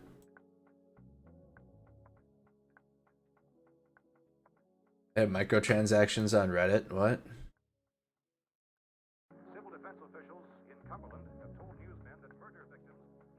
Another fire in Russia.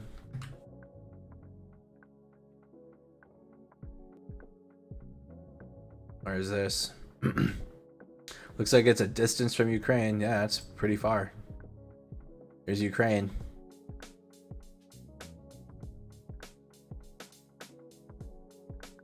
There's the fire in Russia, the location. That's the distance.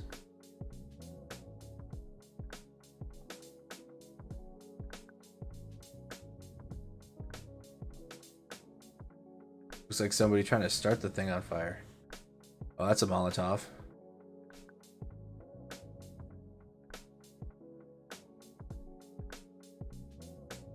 Lighting Molotovs, throwing them at the building.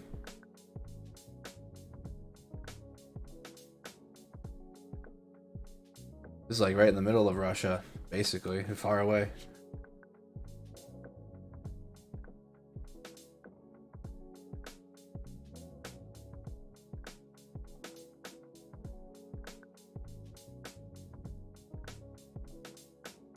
Okay. I throw Molotovs at it. They say it was a short circuit. Oh, I get it.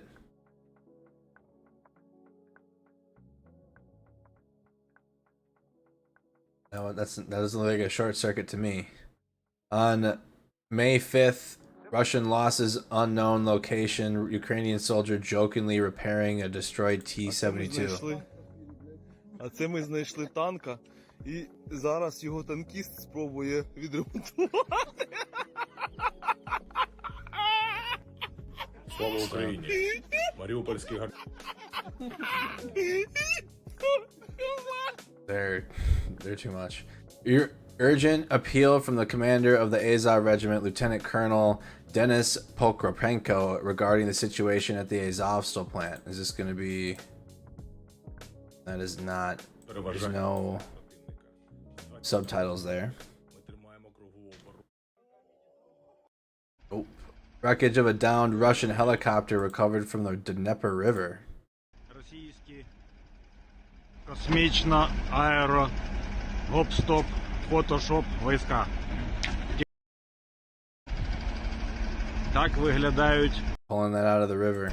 російські космічно аеро гоп-стоп фотошоп війська. Destroying our beautiful Gorky Park in Kharkiv.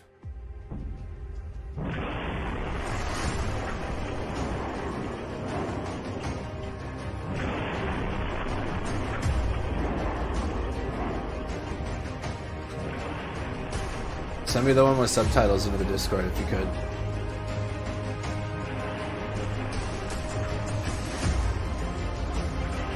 Wow.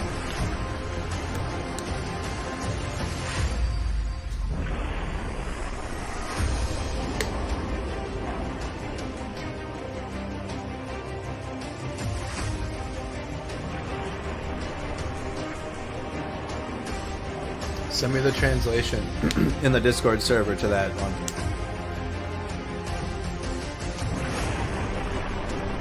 Russians destroying a beautiful park in Kharkiv. No, it's like a playground. It looks like a mixture of both a playground, like a giant kids playground, and an amusement park. It looked like there was like a roller coaster. Look at the beginning again.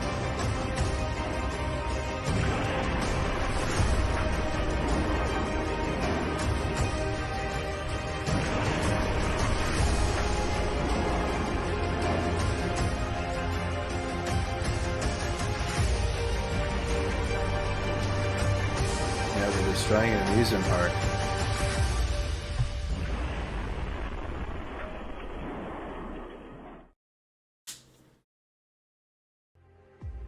Yeah, there's rides, so it's a mixture of rides. That looks like it's a roller coaster.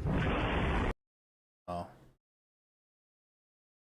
Oh, here, John. So someone posted it straight from John. Here's what John has to say about it.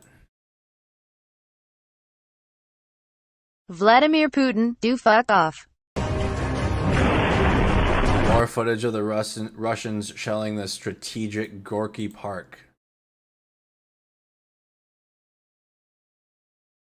Wonder if we can go there.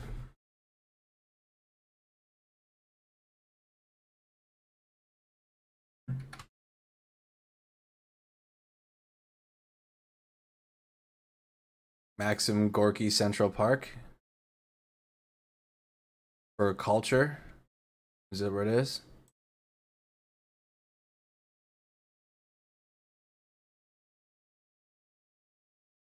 Oh, there's pictures all in it. It's all pictures though.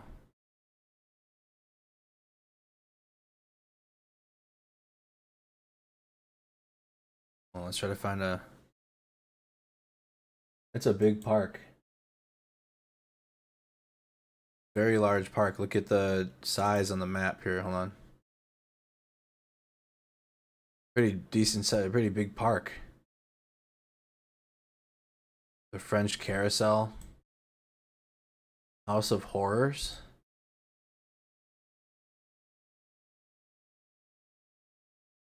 Here it is. This is in 2019. Kind of looks like the Como Zoo in St. Paul.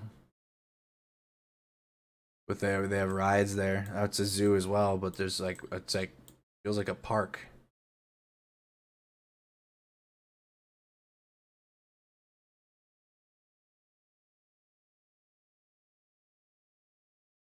Is there like an entrance? What's the main road look like? This is in 2015. Am I supposed to be the... Oh no, the park's on that side. Okay. Park's on this side of the... There's a fence over there.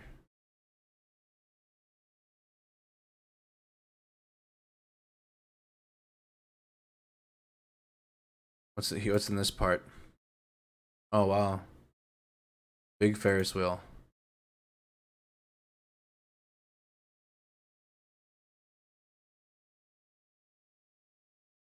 Looks like a very nice park. Water fountain.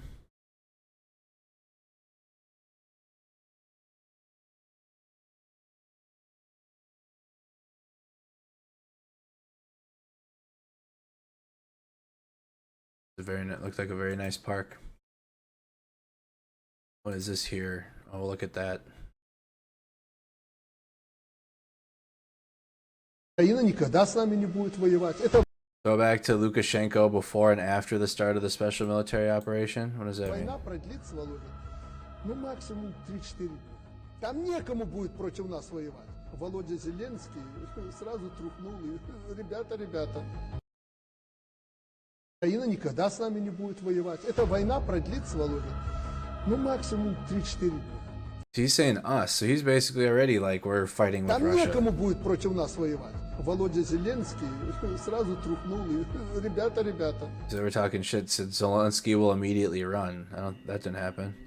During Special Forces Operation, the Kraken unit liberated the strategically important settlement in the Ruskaya Lozovaya near Kharkiv. Watch the video to see how the special operation went. Ukrainian special operation. Side one Azov patch. There's Belarus patch.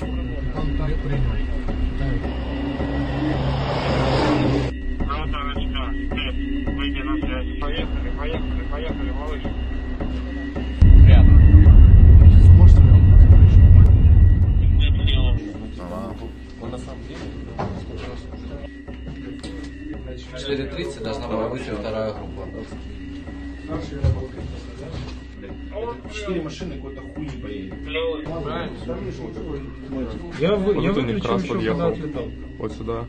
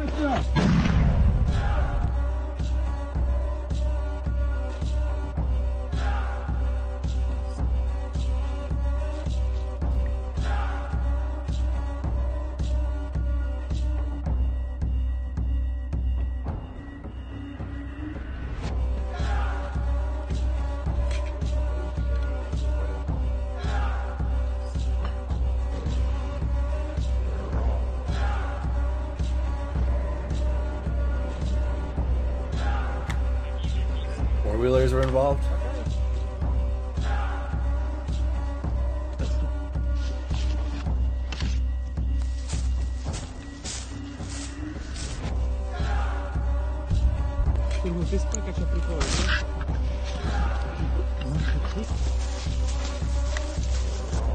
Один тут остается.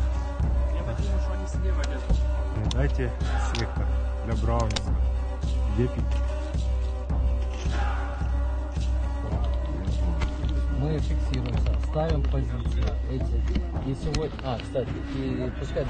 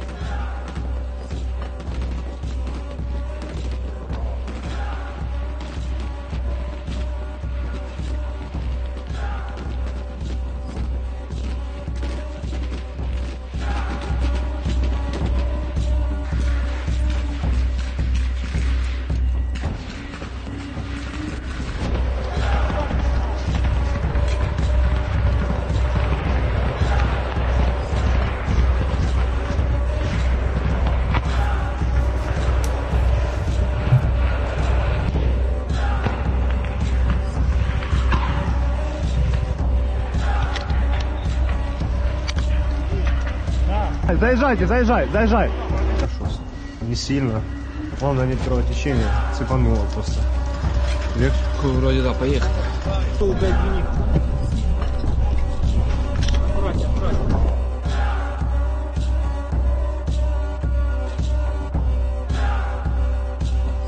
retaking back villages. Really quick, we're like halfway through the video. So it's nearly an 8-minute long video.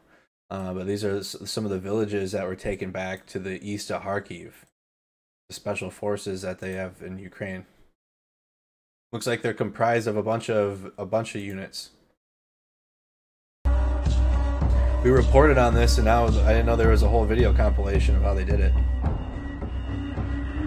4 villages were taken back.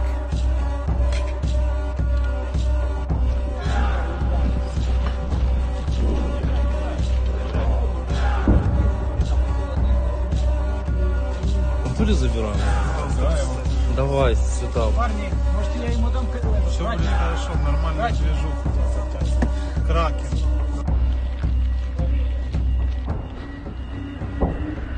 Их тут нет, блокпост слева.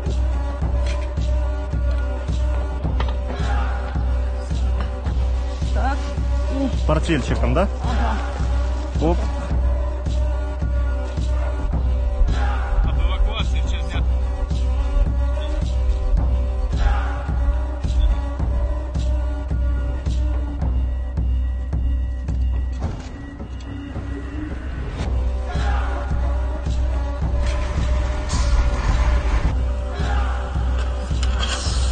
Спешимся, да?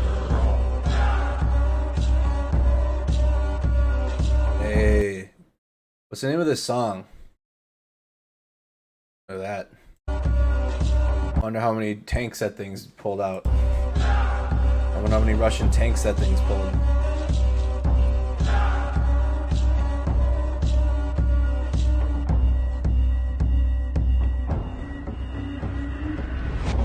Дом следующий, там где стоит.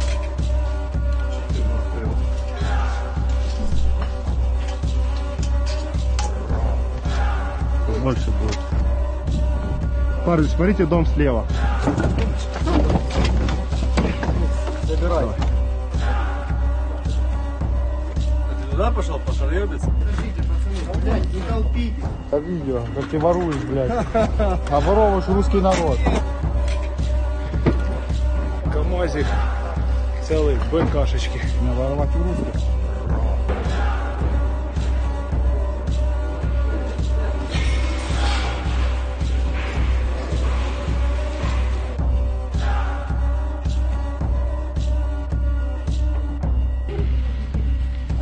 Жили мирно, все, спокойно жили, мирно, работали, работа была, все было. Дети поразъезжались, все. Что они наделали это вообще?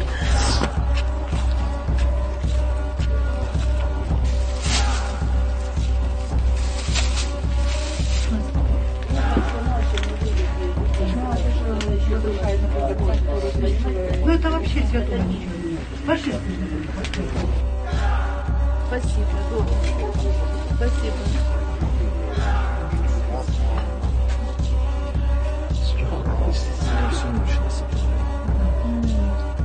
Хата. Они автобусы один раз все равно не долезут, поэтому... I think I remember some of this video. This is all put together, but I remember a piece of that.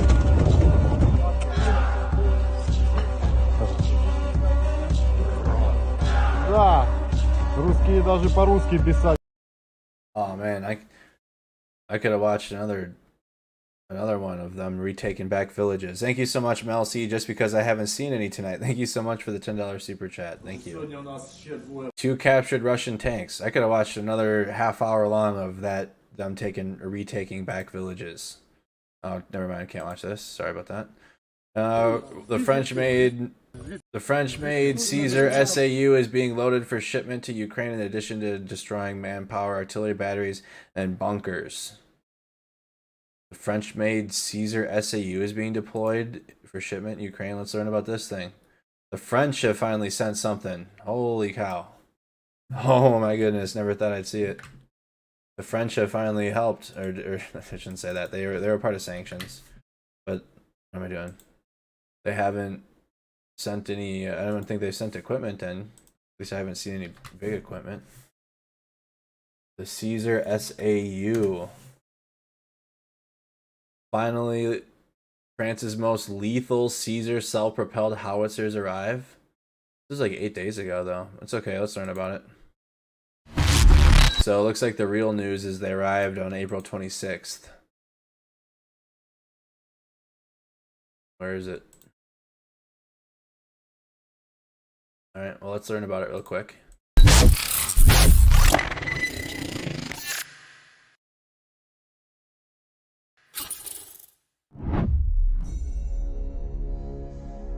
Once again, Western countries send aid to Ukraine.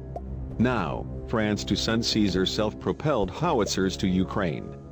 Ukraine will receive a new shipment of France's weapons, including modern self-propelled howitzers, according to French President Emmanuel Macron. Emmanuel Macron on Friday said in an interview to West France that the country will send 155mm Caesar self-propelled artillery systems to Ukraine. Yo, it's just about to be a big dude.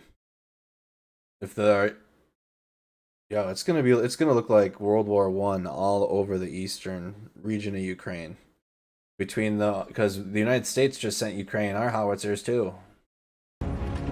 We just looked at the report. The Caesar is a modern truck-mounted artillery system developed by Nexter Systems. It's gonna be a big artillery Caesar battle is equipped over there, with yo. all the systems needed for independent operation. Not just one-sided Russia hitting civilian targets either. Needed for independent operation, a cabin to protect the 6-man gun crew against shell fragments and small arms fire, an initial ammunition supply of 16 complete rounds, and instrumentation for navigation, aiming, ballistic calculations and command aids.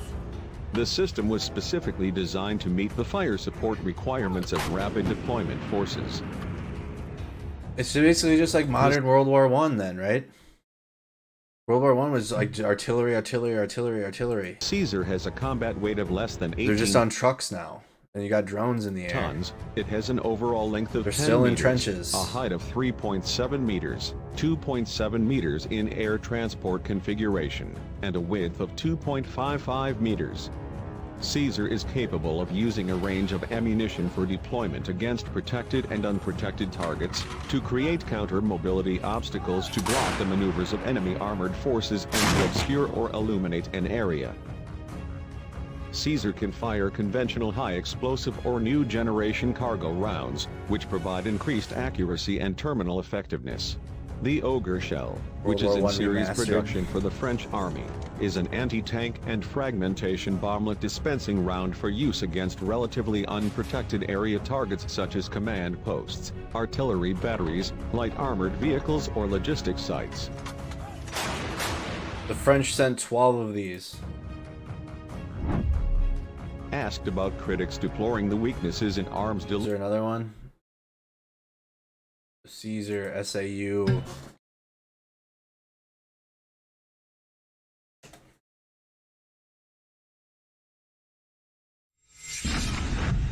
This 8x8 self-propelled howitzer. Here we go. This video was made in 2020. The new generation. The French company Nexter Systems, now part of the KNDS group with Kraus Maffei Wegmann from Germany, has developed two. This is what I was looking for. This type of a video. If you guys ever come across these videos, these types of the equipment we see being used, please share these to the Discord. Thank you. KNDS group with Kraus Maffei Wegmann from Germany has developed two-wheeled self-propelled howitzers called Caesar, the French acronym of Camion équipé d'un système d'artillerie, or in English, truck equipped with an artillery system. One version is based on a 6x6 chassis and the other one on an 8x8 chassis. The 8x8 variant is the second generation of Caesar. It was unveiled during DSEI 2015, the defense exhibition that took place in London in September 2015. The Caesar 8x8, displayed at DSEI, was based on a Tatra T815 chassis. Nexter has developed the Caesar 8x8 to address the new customer's requirements. That's a big one. An automatic loading system and an increased payload enabling to carry more ammunition and charges. The 8x8 Caesar uses the same 155mm 52 caliber cannon as the 6x6 version, but its weapon control systems have been updated. Consequently, The Caesar 8x8 can shoot faster and is more accurate than its predecessor. In 2017, Denmark selected this artillery system to replace the old M109 howitzers that had been in service since 1965. Regarding the armament, the Caesar 8x8 is armed with a 155mm 52 caliber howitzer, identical to the one mounted on the 6x6 version. It is fitted with an automatic loading system that enables to fire a maximum of 6 projectiles in less than 2 minutes. To ensure the fastest rate of fire possible, a projectile and its charge are made ready on each side of the breech, each being loaded manually by the crew. The projectiles Is the United States developing a new howitzer? Charges are stored in boxes located on each side of the vehicle. The cannon can fire a wide range of 155mm classic ammunition, 36 projectiles and associated charges being stored on board. It can also fire the Smart Ammunition Bonus, a fire-and-forget projectile designed to destroy up to main battle tanks. Above the target area, It's got the javelin style, right? Oh, wow. The bonus carrier shell separates to deploy 2 sensor-fused munitions that rotate in search of targets within a given search footprint up to 32,000 square meters. As soon as a threat is located, the munition immediately moves into the attack phase to accomplish its mission and destroy the target. The gun can also be used for direct fire against ground targets at a range of up to 2,000 meters. The Caesar can be ready to fire the first round within 1 minute and leave its firing position within the same period of time. In Wow. option, the roof of the crew cabin can be fitted with a manual or remotely operated weapon station and with a light, medium or heavy machine gun intended for self-protection or anti-aircraft purpose. The Caesar can fire as standalone gun system or connected to a network of artillery command posts. It can be connected to other army systems to take part in collaborative combat. However, the artillery battery retains fire control. 6 rounds in less than 1 minute. That's faster than, what is it, the M777 is 3 rounds in a minute? Yeah, I think I looked it up. I'm gonna look up the new United States howitzer. The Caesar. It's the M1299. It looks very similar to this thing, actually. Is operated by a crew of 5, consisting of a commander, a driver, a gunner, and 2 ammunition loaders. But this crew can be reduced to 3 people. The whole loading and firing sequence is performed outside. 6 rounds in a minute? The crew can be seated either in an unarmored or armored cab that provides a ballistic protection up to level 3, Stanak 4569, and a mine protection up to level 2. In firing position, a large spade is hydraulically lowered at the rear to provide a more stable platform.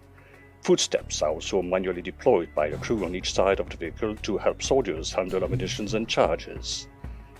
The Caesar 8x8 has a gross weight from 28.5 tons to lightly more than 30 tons, depending on the level of armor protection. The Caesar 8x8 is mounted on a Czech chassis, a modified Tatra T815. Following customer requirements, Nexter can easily integrate its weapon system into any type of 8x8 chassis that can be adapted for artillery use. The Caesar 8x8 on Tatra chassis is motorized with a V8 turbocharged diesel engine developing 410 horsepower at 1,100 RPM, coupled to an automatic transmission. It can reach 100 km per hour on road and 50 in off-road conditions. You can reach 100? Yo, we were lucky in our we're lucky in our 8x8s if they get to damn 55, bro. If they get to 55, it's a miracle, and you probably have a transmission issue afterwards. Oh my god. It can climb a gradient of 40 degrees and a side slope of 30 degrees. Almost it can cross a 2-meter wide trench, a 60-centimeter vertical step, and a 1.2-meter deep ford.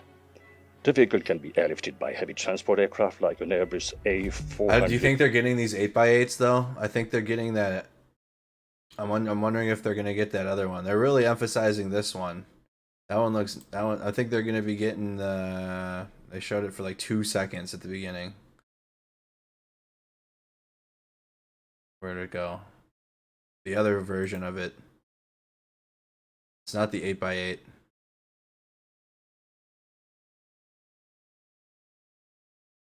I can't find it now. Systems to take part in collaborative dang it. I think they're going to be sending that. I don't know if they do send that 8x8 though. That's huge. Now here's the new, because again, the United States is sending the M777. Here is the new United States Urka super howitzer with a range of 100 kilometers. I mean, yeah, like I said, the United States, we're sending Ukraine the old stuff, right?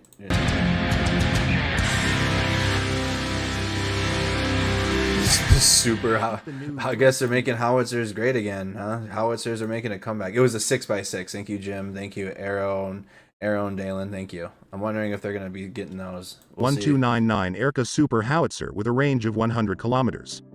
The American Howitzer program is also unofficially known as the M109A8. It was officially renamed M1299 in 2019.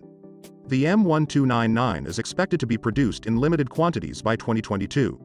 The M1299 is based in the latest version of the Paladin line, the M109A7, which has been in production since 2013.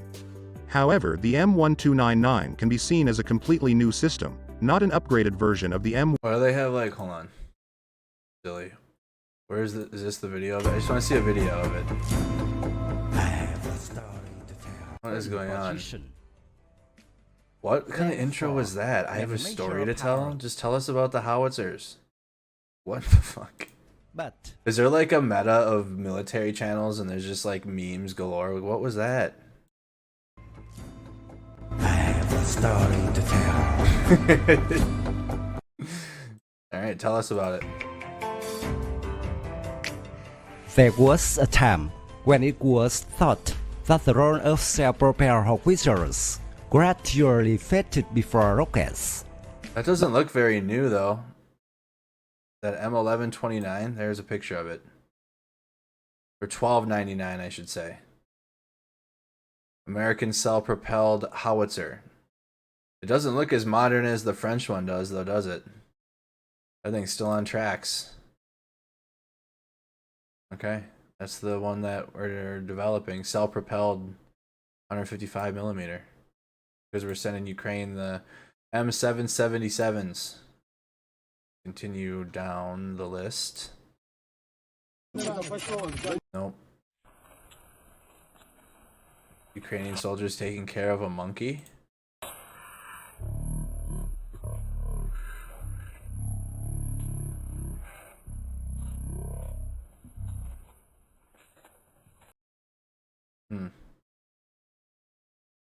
You notice YouTube having a lot of random stuff. Like, what you mean? What's random, Julie?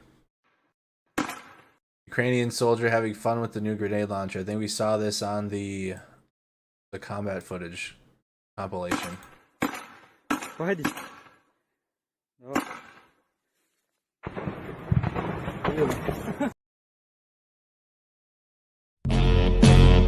Ukrainian drone grenades on Russians who were looting. That's what was going on in the video. Those Russians were looting that.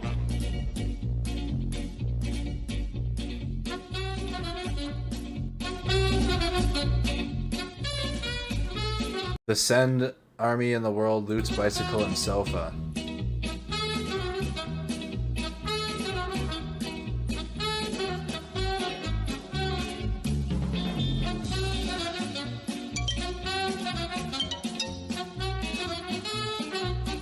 So they're trying to steal as much as they can. And one guy gets hit on that one. There's another video. We saw the other one too. This video is older. Armed forces of Ukraine destroying Russian vehicles.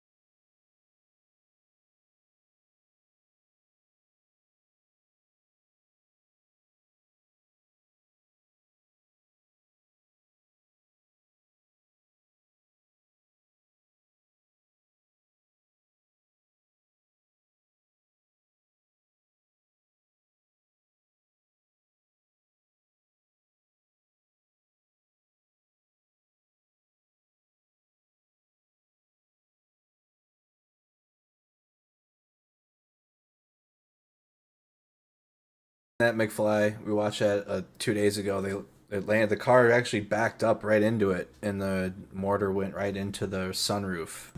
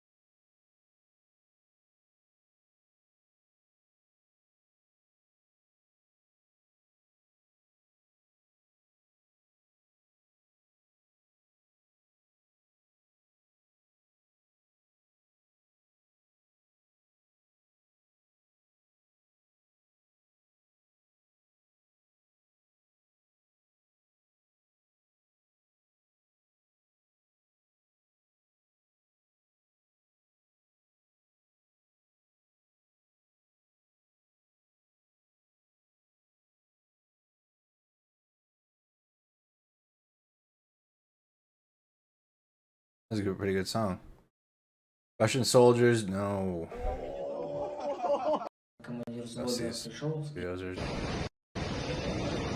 Nice footage of Nizhny Nov fire.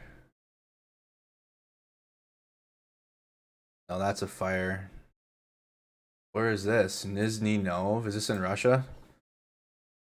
More buildings in Russia on fire?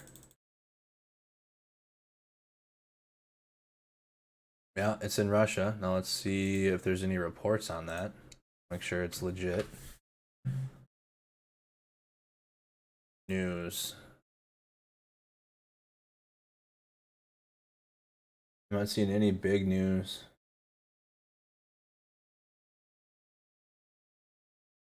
Not seeing any big news about it.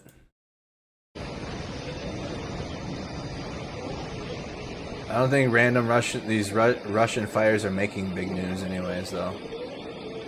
Like that book factory that makes children's books, I don't think that made the news. American Foreign Legion volunteers destroyed a Russian BMP-2. Is this going to be James's unit? So we got a James Vasquez. Show him the Leatherman. Sounds like him. Sounds like James's unit. Stay next to that.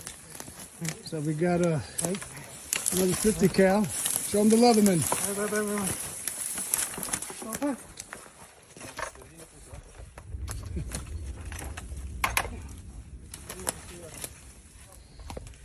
Got another 50 cal. Thanks, Leatherman.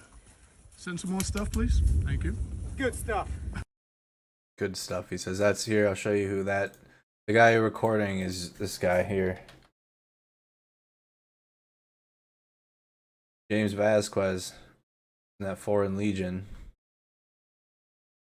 Posted a video the other day.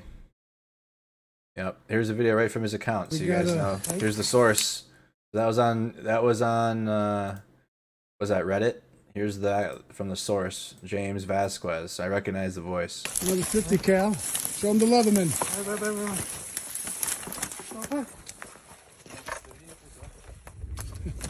And he posted this. It's gonna be a good day.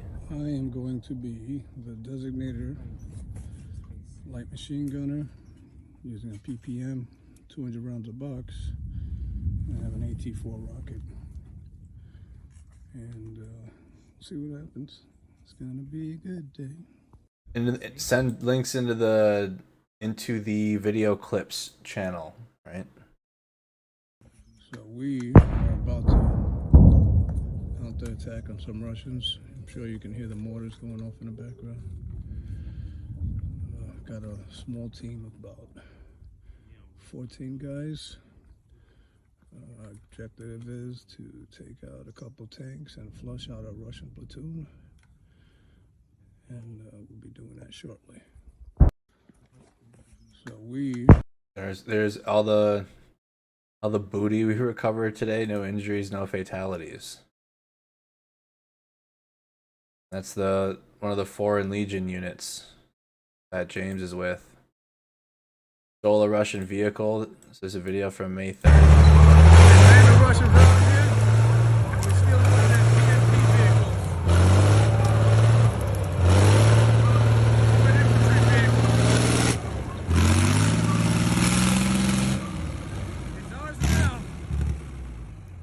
So James Vasquez, he's an American, and he's fighting in that Foreign Legion. Thanks, Russia. Thanks, Russia. Was a real good day, he said. All the stuff we were able to get today, recover from Russians.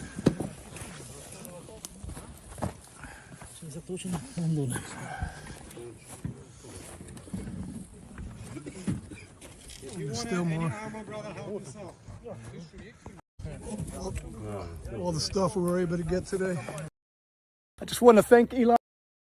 Sending these out real time thanks to Elon Musk. Starlink, can I be verified, he says. I just want to thank Elon Musk for the Starlink system. Came in very handy today.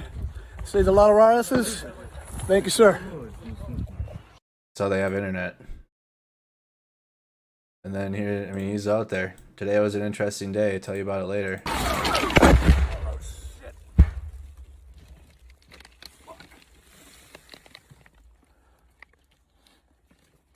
We're getting land basement right now.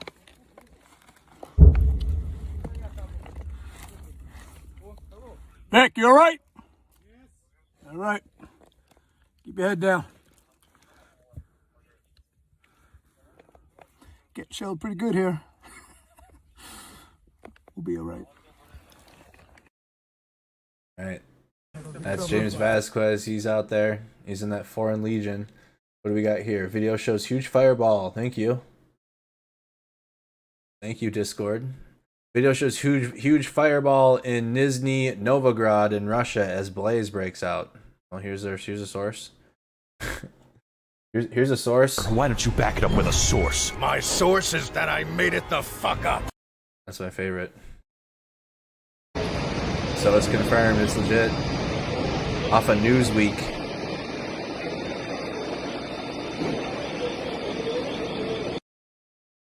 More fires in Russia, y'all. Where do you guys think these sources of the fires are coming from? They're increasing like daily now at this point. What? Would you guys agree? Daily or every other day? We're getting reports. Who is... Again, this is how far away it is from Ukraine. Right in this region here that's highlighted. Here, I'll put my marker over it. All right, that's Nizhny Novgorod in Russia. Here's Ukraine. Appreciate Discord for providing the sauce at all times. In Ukraine, here's Nizhny Novgorod. It's to the east of Moscow. Hourly, it's hourly, Jeffs. What's going on? What's going on in Russia? I think it's the Israelis.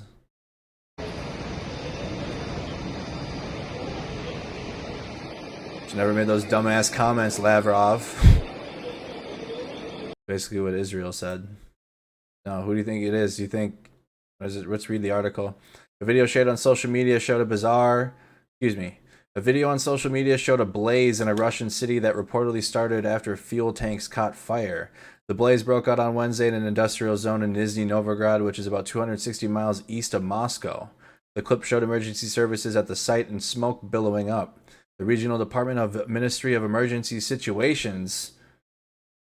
The Ministry of Emergency Situations. What in the hell is that? Said on Russian social media site VK that there were no injuries and no threat to settlements or the population. Fire and rescue units are working to extinguish the fire, the department said, adding that according to preliminary information, there are no casualties. According to rescuers, the fire was located at 12:55 p.m. Around 2 hours after it started. The fire had spread across 2,100 square feet, and there were 55 rescuers and 17 vehicles at the site. Local news outlet Nizhny Novgorod Online reported. The regional prosecutor's office said it would inspect the premises to see if fire safety legislation was adhered to.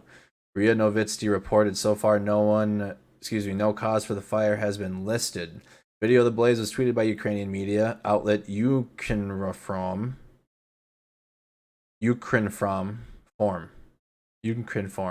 which also has shared footage of a fire at an oil depot in Makiivka in the Donetsk region where Ukrainian and Russian forces are fighting. That's way too far for it to be Ukraine at all. But, I mean, there's been more. It could be a Russia false flag just to dilute the news with, hey, there's fires all over Russia now. Do you think it could be like a way to propagate more propaganda? So that way they can make more moves? Be like, yo, look at all these, and then they probably will just slip it into their speeches, like, and then the fires in Russia that happen all the time, and then they'll use this to justify any move that they make further, in my opinion. Let's say, I'm gonna ask yours though. Who is responsible? I'm gonna put Ukraine on there, but like I said, ain't no way, dude. It's too far away. For continuous. I hope I spelled continuous right. Nope. There we go. Nope, that's not it. There it is. Fires in Russia. Let's do false flag. It could be sabotage. I'll throw Ukraine on there. I don't think that one's gonna get chose. And then let's do unsure. So false flag, sabotage, Ukraine, or you're unsure. It's okay to say that you're unsure. Alright, more fires in Russia. Nizhny Nov. Here's Russian losses as of May the 5th. Excuse me, May the 4th. Be with you. 81 AA systems, 2,610 APVs, 1,867 vehicles, 303 UAVs, 4 SRBM systems, 491 artillery, 10 boats, 24,500 troops, 194 jets, 163 MLRS, which means multiple launch rocket systems, 1,077 tanks, 5 command posts, 155 helis, 38 special equipment, 87 cruise missiles, 147 high-ranking military personnel, including 10 generals, and 17 high-ranking military personnel that are MIA or PW. They just added another 300. No. Nearly losing 30,000 troops in 70 days. It's a lot of soldiers lost. All right, I think we're going to be getting to Mariupol. So let's I'm going to keep going down in case there's anything. We watched that. We watched that sniper video on the last stream. Okay. All right, let's go to Mariupol now. Let's look at Mariupol on the map. And the Azovstal steel plant. And get the latest on this, including the documentary we've been watching. We're going to watch the next half hour of it. We watched the first half hour in last night's coverage. Mayor of Mariupol, Russian forces continue the attack on the Azovstal plant with all available weapons. This is from Al Jazeera.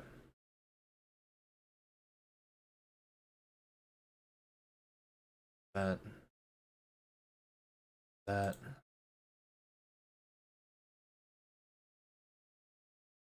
Right.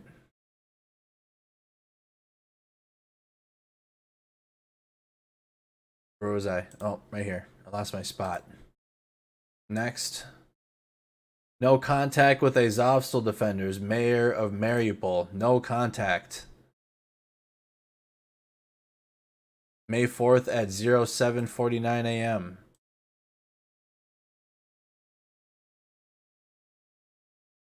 Communication with defenders of Mariupol at Azovstal has disappeared, and it is still unknown what is happening there right now.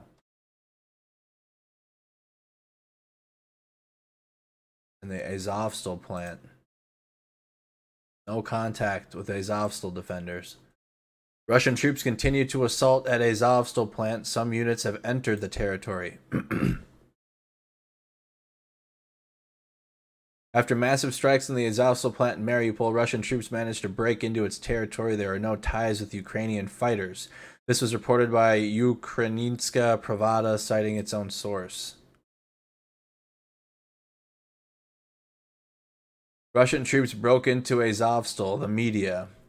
On Wednesday, May 4th, after attacks on the Azovstal plant in Mariupol, Russian troops managed to break into its territory, Ukrainian Pravda reports, citing its own source. According to her, a heavy battle is going on in the territory of the metallurgical plant. There are no ties with Ukrainian fighters. The storming of the Azovstal... There's another ad. Where civilians remain... began the day before. There's a video of it.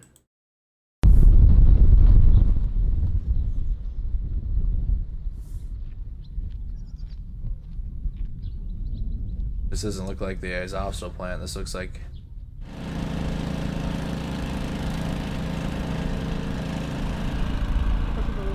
What is this video? This isn't the Azovstal plant. We can watch this, but this is not the Azovstal plant.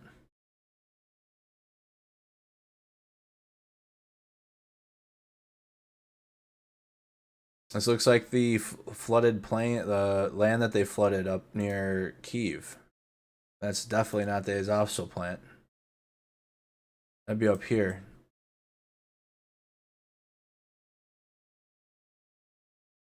They flooded all the plains up here and the grasslands, so that way the military vehicles, Russian military vehicles, couldn't drive through.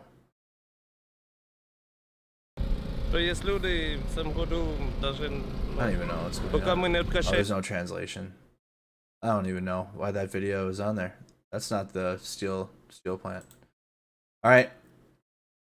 Here's an update from Listen to Alina. This was shared to our Discord. Who arrived in Zaporizhia yesterday as part of the Safe Passage operation, describes life inside the city she left behind. Just discussing Mariupol. Мариуполь с самого начала войны. Вот мы 40 дней сидели в подвале. Sorry, hold on. I'm blocking the...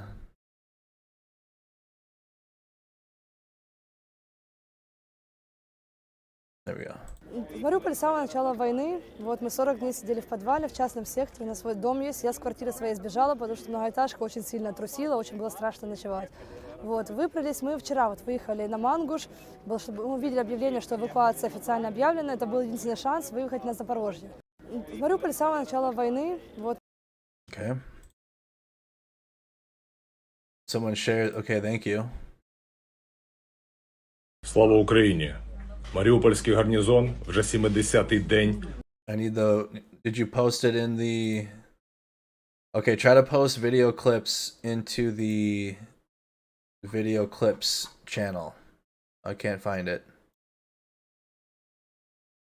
I don't know where you posted it. No, this one doesn't have the translation on it. You keep trying to find that.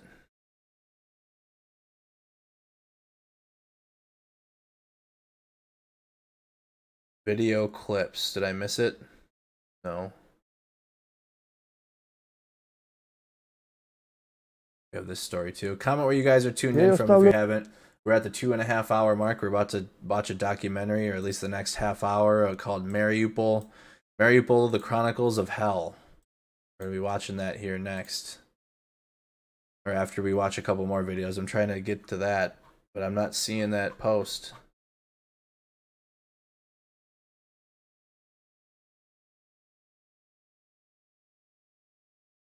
Oh, okay. So Yet another story from Ukraine. Igor and his dog Zuza went to Mariupol to Zaporizhia, mostly by foot. It's 220 kilometers. Igor says much of the distance he had to carry Zuza. Only the last 80 they hitched. So we're going to watch this before we watch... is this translated? Нас дедушка ждет. Идем, надо идти, нас ждут. Ну давай. Wow. 220 kilometers by foot, him and his dog. We can just watch Ты it. героиня дня, давай. Ну.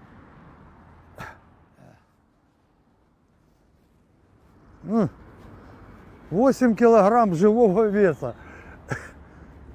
Ковшик с собой был, дров подпалил, чай заварил, посидел, отдохнул, покурил, поднялся. Я говорю, идем, надо идти. А она лежит уже никакая, все, она отвернулась и умирает.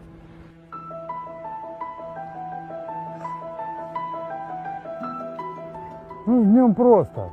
На Пасху все люди добрые. И до Пасхи за день я пошел. Это мне помогло, я считаю.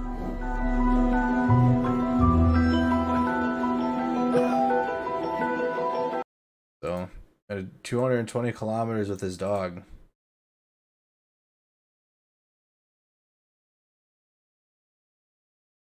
All right. Here's Mariupol. The Chronicles of Hell. Make sure you guys have liked the video. I shared this video to our Discord server. I'm going to share it again. So if you guys want to watch this documentary on your own time or after the fact, you can. We're going to watch the next half hour of the Chronicles of Hell of Mariupol, right? Please like the video if you haven't. Make sure you are subscribed to the YouTube channel if you have not done so. Thank you, Eli Guy, for subscribing. Brittany Fritz for subscribing. Haley Galvin for subscribing. Thank you so much.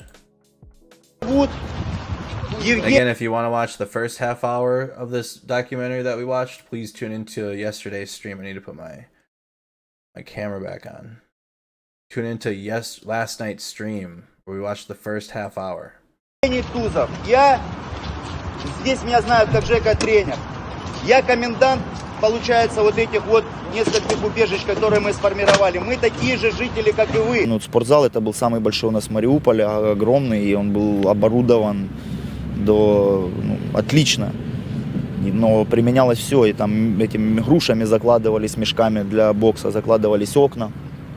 Потому что когда здание само по себе хорошее, это терраспорт. Внизу там очень много помещений в подвале. Они оборудованы под спортзал.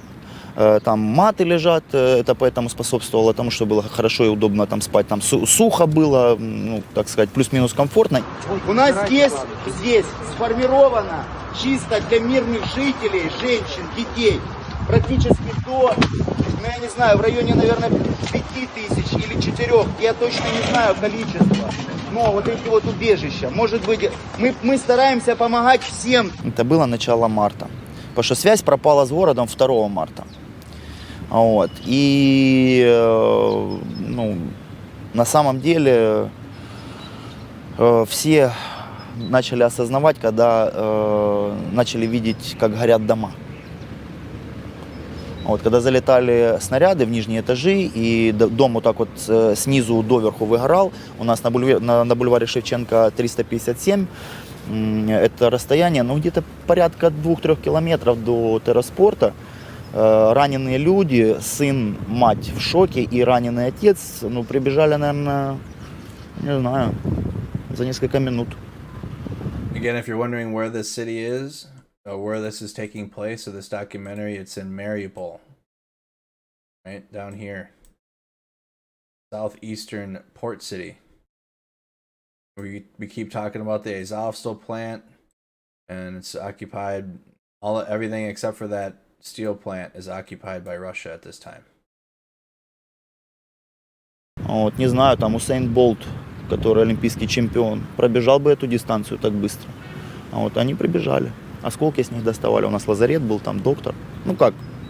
Такого серьезного, конечно, мы ничего не могли, потому что ни шовного материала нету, ни приспособления. Но по мере возможности оказывали медицинскую помощь. Оказывали. Вот. И, соответственно, разрасталось. Ну и мы понимаем, что наше помещение, ну это как сказка, то рукавичка, да, по-моему, или варежка, как она там. Вот, правила безопасного поведения, как вести себя при обстреле, это важно, говорю еще раз. Что, ну, не резиновое оно.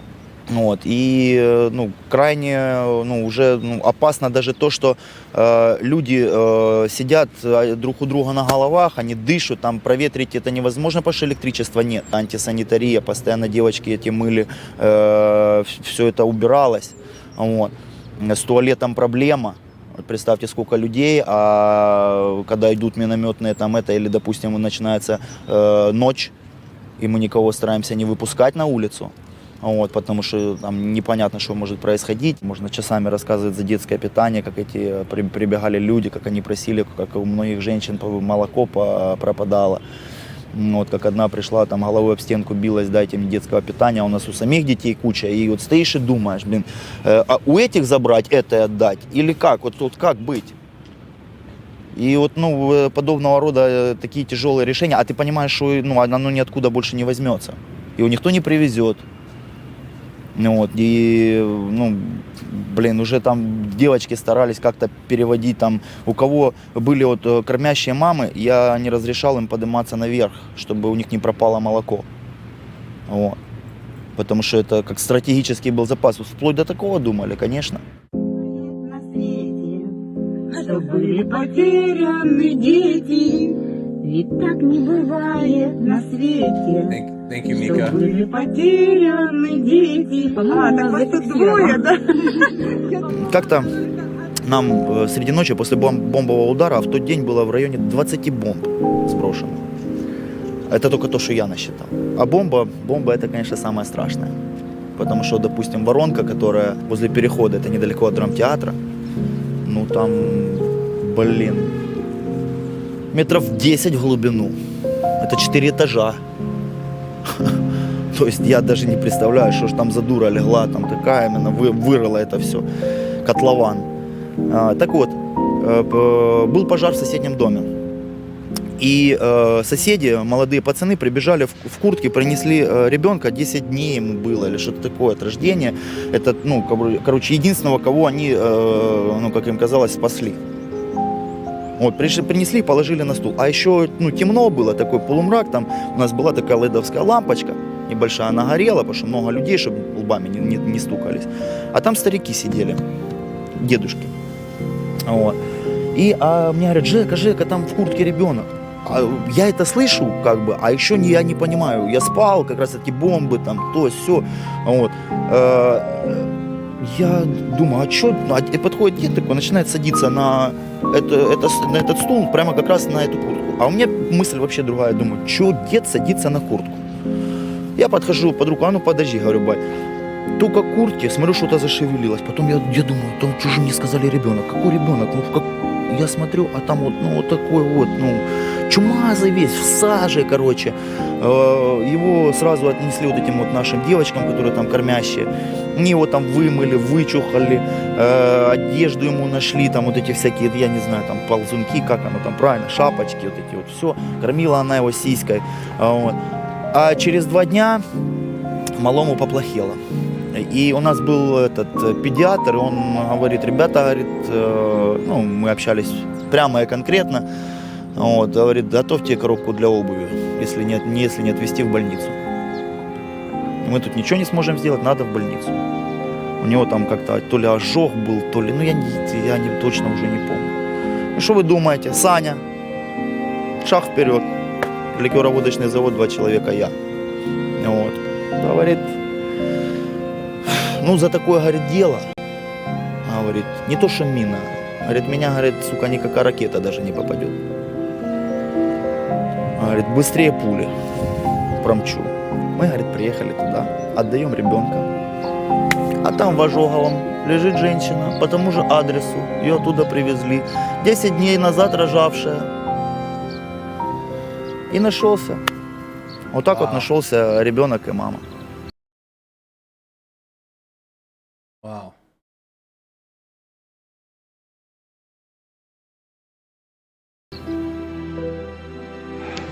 Третья больница, Мариуполь. Что есть, что и направлять. Давай.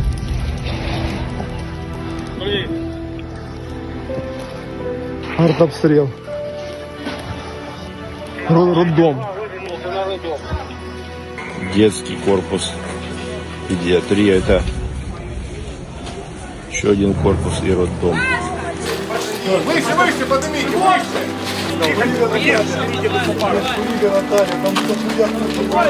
Туда несем вниз.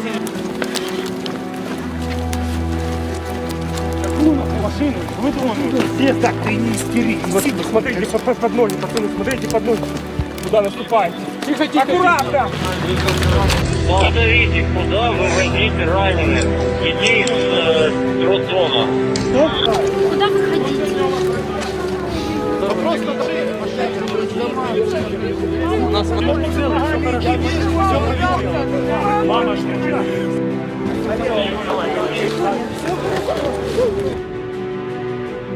это уничтожение. Потому что когда, я не помню, какого числа скинули бомбы на гормольницу, вот я был дома, и такой грохот был, один, потом второй, все как затряслось, и у меня балкон был закрытый, и дверь вырвала. Вот. Я спустился вниз, а там уже стояли соседи, я говорю, а что это такое? Говорят, да это на горбольнице что-то бабахнуло. Думаю, пойду поснимаю. Пошел на свою голову. Оно громко было, во-первых. А во-вторых, когда я туда подходил, там был настоящий Армагеддон. Вы знаете, такой сгусток черной энергии. Стекла все разбитые. Больница у нас перед этим третья.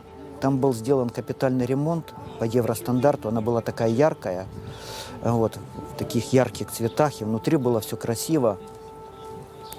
И вдруг этого всего не стало. Люди есть тут? А недалеко шел бой, притом шел очень громкий бой. Там работало и стрелковое оружие, и БМПшки стреляли, и пушки. Вот. И я обошел на проспект Мира, а там деревья у нас стояли большие, и их как срезало пилой. Вот они все лежали внизу, и шла женщина навстречу. А я подхожу, говорю, а что там дальше? Она говорит, не ходите, там одни трупы.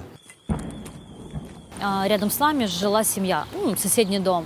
И девочка беременная, у нее схватки, муж ее везет в роддом, договариваются, ему говорят, через 2 часа все будет хорошо, приедьте, привезите только кипяток. Он приезжает домой, берет кипяток и едет обратно. Мы же вот выходили, общались, там, ну что там в городе, ну как это, ребята, приеду, все расскажу, там, что узнаю, приеду, все расскажу. Мы его ждем, он приезжает, он выходит белый абсолютно из машины. Мы, ну что, ну как там, жена родила, кто там у тебя, говори. Он говорит, я вам сейчас ничего не скажу, дайте мне выпить.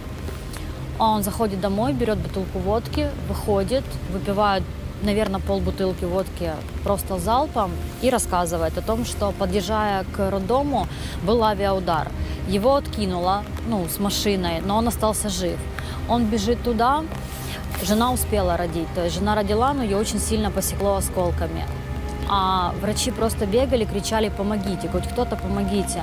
И он лично на руках выносил девочку, роженицу, которая не родила, не успела родить. Ей оторвала ногу, и она просто, когда он ее выносил, она умерла у него на руках. И он это все видел, и когда рассказывал, это было жутко.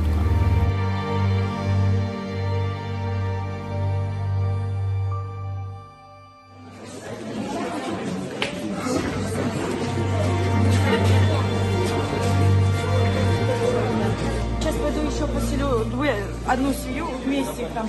Хорошо. Здесь у нас собираются люди для выдачи питания. В первую очередь мы детям, женщинам, старикам, а потом уже мужики. Кто поест, кому достанется, останется. Я еще и была в драмтеатре несколько раз, потому что это был огромный шелтер, там жило около 2000 человек. И... This is the people that were taking shelter in the Mariupol drama theater. Просто, это было... Люди спят на картонках, кто-то укрыт пледом, собаки, дети, взрослые, все вперемешку, холодно, сыро, темно. ужасный запах, ну, понятное дело, потому что воды нет, кто-то плачет, какие-то, ну, там, крики, стоны, кто-то ранен, еще. Ну, атмосфера очень угнетающая, там просто ужасно было физически находиться, то есть заходишь туда и становится физически плохо от того, ты видишь это количество людей, которым тоже плохо, и вот, знаете, там какая-то вот такая волна, атмосфера боли. Ты заходишь и погружаешься в нее, и прям вот кожей ее чувствуешь. Хочется оттуда побыстрее выбежать на улицу, пусть даже там под обстрелы или еще куда-то, но там не находиться, потому что вот очень-очень плохо. И у всех детей температура 39, у многих. Я не знаю, что мне делать. Меня все-таки вот драмтеатр немного спас в чем? Что у нас не было забот, что нам кушать. Нас кормили. 2 раза в день, но нас кормили. Всегда был как бы чай. Крыша над головой была. Мы думали, что это самое безопасное место. Почему? Потому что возле драмтеатра было написано крупными, большими буквами «Дети», белым мелом. То есть с высоты, наверное, птичьего полета это было все видно. С 15 на 16 число мы всю ночь не спали, потому что всю ночь летала авиация. Мы только ляжем, слышим авиацию. Мы быстренько собираем детей, выскакиваем в коридор. Сядем, сидим. Опять пошли, авиации нету. Мы опять раз заскочили, опять выскочили. Заскочили, выскочили. И вот так вот всю ночь было. А сосед, который погиб, он как раз проходил и говорит: а что вы сидите в коридоре? Мы говорим: да, вот так и так, авиация, мы как бы переживаем. Утром он, значит, подходит и говорит: я там договорился, давайте вас переведем в подвал. И мы, значит, грузим все свои вещи, у кого там что есть, перетаскиваем постельное белье и уходим в подвал. И в это время, не понимаем что, раздается взрыв. И все посыпалось. Часть какая-то так, ну, она небольшая, как бы плита, она упала, ну, и мне ногу немного, ну, как поцарапала. Пыль поднялась, мы все стоим белые, грязные. Стала паника, стали кто-то там кричать. Я, значит, телефоны нам там заряжали, у нас как бы у всех телефоны работали. Я включила телефон, стала светить, и по направлению выхода мы стали выходить. Ракета попала прямо в центр драмтеатра. Сейчас люди пытаются эвакуироваться. И вот когда мы стали выходить, зрелище было ужасное. Завалило где-то лестницы, где-то что-то, люди кричат, люди все белые, никто ничего не поймем. И я говорю: что случилось? Я не могу понять, что случилось. И какой-то мужчина мне говорит, что скинули бомбу на купол. Мы идем, развалившиеся там стены, вот так вот завалило людей, лежит парень. Пол лица видно, пол лица нет, вот так вот рука торчит, женщина бьется, кричит. Мы заходим в фойе, еле-еле вот через вот эти вот все плиты перелазим, заходим в фойе, а фойе — это главный вход драмтеатра. Он как бы не нарушен, он единственное, что у него вылетели двери входные. Когда мы выскочили на улицу, мы, значит, забегает соседка и говорит, что там Настю, девочку нашу, с 26 лет ей было, и ее дочку 2,7 завалило плитами. А старшую дочку их вытащили из-под этих плит, 8 лет, и соседскую девочку 10 лет вытащили. И она говорит: я не знаю, где мой муж Максим. Какой-то мужчина к нам подошел и говорит: знаете, вот там чья-то нога и рука торчит. Посмотрите. Мы, значит, бежим туда, смотрим, кроссовок вот так вот подошвой вверх торчит. И рука, я вижу, торчит, ну, какого-то мужчины, парня, не видно лица. Я понимаю, что это не его одежда, ни того, значит, это как бы не наши. Я говорю: Инна, может быть, вот это кроссовок твоего мужа? Она подошла, говорит: нет. И тут какой-то парень подходит и говорит: это мой отец. Кто-то с толпы ему говорит: но если твой отец, надо же его вытащить. А он говорит: да это уже бесполезно, он уже мертвый, у него штырь в глазу торчит. Там не было. Like the video if you guys haven't. Yeah, we lost about 100 some people when we watch stuff like this. I think the trolls leave. So. Стен, ничего. Эти все стены лежали просто вот на полу. Они образовали большой завал. Кто под этими плитами, было не понять, потому что просто большая гора вот этих плит. Но соседка мне говорит, давай пойдем мою маму с отчимом отведем и вернемся сюда. Мы, значит, отвели, возвращаемся. Театр уже начинает гореть. По дороге мы остановили военных, попросили помощи. Там очень много раненых людей. Ну, кого-то они забрали, кого-то они не смогли забрать, потому что они, как бы, небольшая машина была. Потом там скорая остановилась. Когда мы уже подошли, работали уже полицейские. Мы говорим, что вот так и так на втором этаже остался ребенок 2,7. Тогда полицейский говорит, покажите мне где. Смотрим, что это помещение уже горит. То есть как бы туда уже ничего нельзя сделать. Забрались туда, а там под плитами тоже находится этот ребенок, это мама, и достать нельзя. То есть без крана там ничего нельзя было бы сделать. Это же надо так откровенно, так цинично и так жестоко. Здесь беженцы прятались в драмтеатре. Там осталось под завалами больше 1000 мертвых людей. Он когда развалился, я же говорю, вот эти плиты, да, все вот выпали. Вот этот самолет, он не прекращал, он летал. Он летал, он кружил. Его не видно было, он где-то высоко в облаках. Но я так этого боялась после того, как вот этот драмтеатр завалило. И где-то какой-то и пытаешься раз там к дереву прислониться, а он все время вот это кружил. Он даже вот ни на минуту не прекращал. Вот. Такое чувство, что, наверное, наслаждался или что.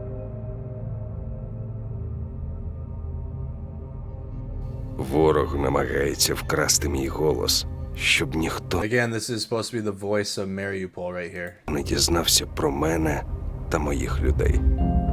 Чуєш стогін чи крик відчаю, а інколи дитячий сміх. Це мої люди. Він намагається відрізати мене від світу. Та я знаю, світ молиться за мене.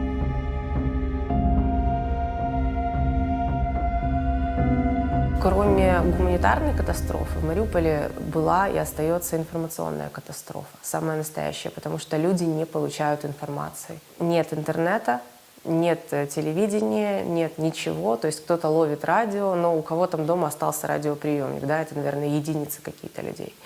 И люди постоянно не понимали, что происходит в Украине, что происходит в городе. Мои друзья, которые выехали из Мариуполя позже, чем я, рассказывали, что по городу ездят российские машины с громкоговорителями, говорят, что Киев уже взяли, Украину уже всю захватили, Украина отказывается принимать беженцев из Мариуполя, потому всех будем вывозить в Ростов.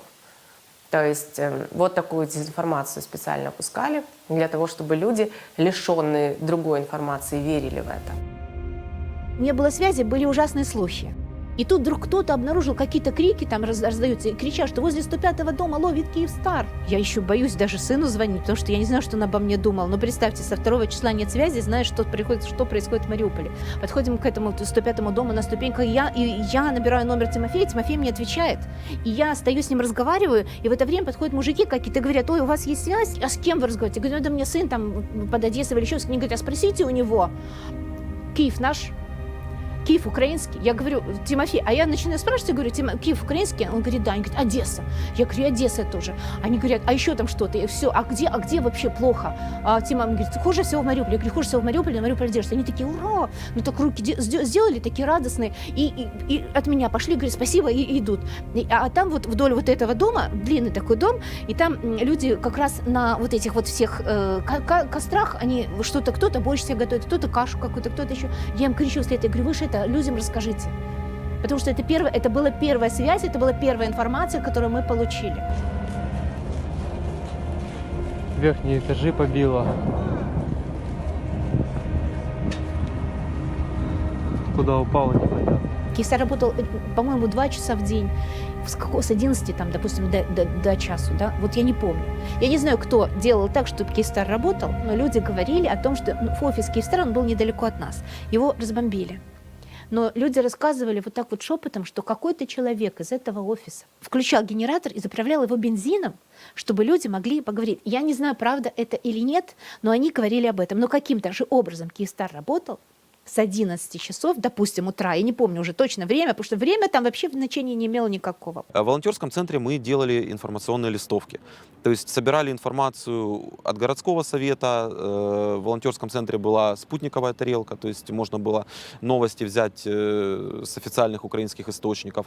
И, в принципе, вот тот какой-то дайджест, который мы собирали, мы печатали на листовках и их потом вкладывали в пакеты с гуманитарной помощью, которые волонтеры развозили по самым большим бомбоубежищам, скоплением людей. Опять же, если там в каком-то бомбоубежище или подвале сидело 20-30 человек, конечно, им эта помощь и информация не доходила, потому что невозможно было помочь всем, потому что ресурс был очень ограничен. Полный масштаб трагедии мы сможем оценить только когда победим и когда войдем наконец-то в Мариуполь. И это осложняется еще тем, потому что сейчас поступают сведения о том, что завезли мобильные крематории в Мариуполь. То есть русские там массово спаливают, сжигают тела убитых ими мирных граждан. Море завжди пестило мене, але нині воно не лікує рани, бо стало ще солоніше. І більше, може, то від сліз.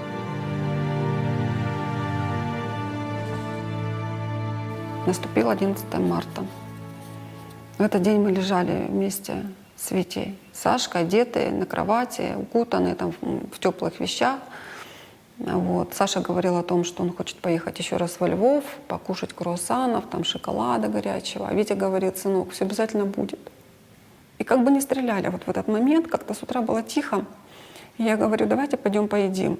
А мы с мамой пошли в зал, у нас балкон, и на балконе хранились продукты. И мы эти продукты немножко достали и закрыли балкон.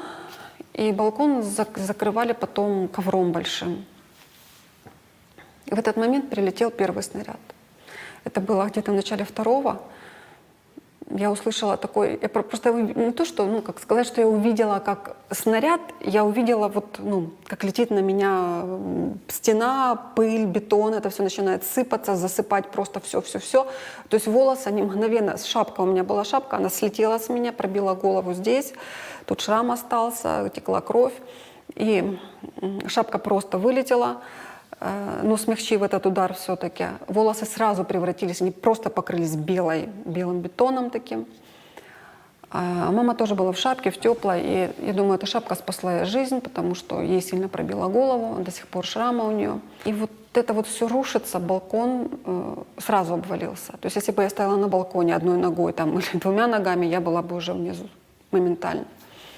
Просто зияющая дыра вот такая. Все. Мы выходим, я кричу: мама, я ее беру, она, конечно, в шоковом состоянии, я ее вытягиваю из зала в коридор. Пока я ее вытягиваю, кричу: Саша. Саша говорит: мама, я здесь. Я в этот момент был уже в общем коридоре. И когда я был в общем коридоре, второй снаряд прилетел туда, где мы сидели с папой. То есть буквально 15 секунд отделяли меня от смерти. Я кричу: Саша. Саша говорит: мама, я здесь. Я 3 раза так сказала. Я ему крикнула: что я тебе сказала? Беги вниз или как? Саша, ты где? Я говорю: я здесь. Потом ты еще раз спросила, еще раз ответил, еще раз спросила, еще раз ответил. А потом уже я думал, что мне надо делать. За мной бетон, за мной запах пороха и темнота. А передо мной открытая дверь и свет. И я пошел вниз. Я без тапок, без ничего, в носках пошел по стеклу, по камням, спускался с 9-го этажа вниз. А я в это время выводила маму в нашем коридоре. Споткнулась о свекра. Он просто упал, может быть, там в коридоре. Плохо, пыль видно было плохо. Он поднялся, я вывела свекра, 86 лет.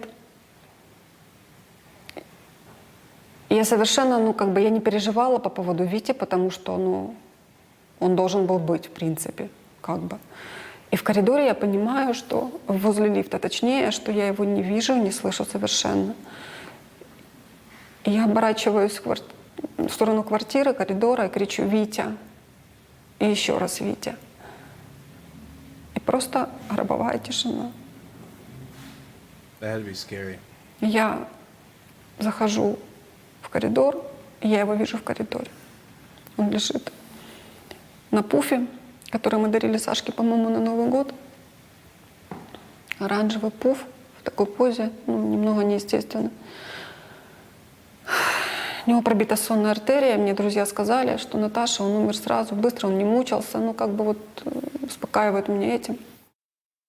После того, как я ушла. All right, we're gonna pause here on this part of the documentary, and we'll finish up the last third of it tomorrow night. All right. So that again, that video is Mariupol: The Chronicles of Hell. We watched the first 2 parts, and we'll watch the next part on Saturday, I should say. I'm sorry, not tomorrow. I won't be live tomorrow. Let's get the list loaded, and then I think Rob from Speak the Truth will be the last update of the day. Let's get the very latest, if there is any new information. Again, like the video if you guys haven't. Thank you again for choosing Mercado Media and independent journalism for your source of updates on the war in Ukraine. Video from CCTV footage. This was posted 41 seconds ago. Video from social media. CCTV footage from the Putin regime terrorist missile strike on the railway bridge in Dnipro yesterday. This was just posted 41. Oh my goodness.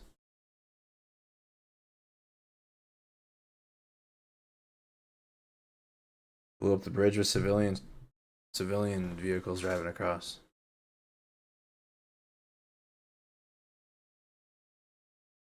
That's in Dnipro. No gaming stream tonight. I'm going to be covering the Johnny Depp and Amber Heard trial tomorrow morning early, starting at 9. We started it at noon or 1 p.m. yesterday.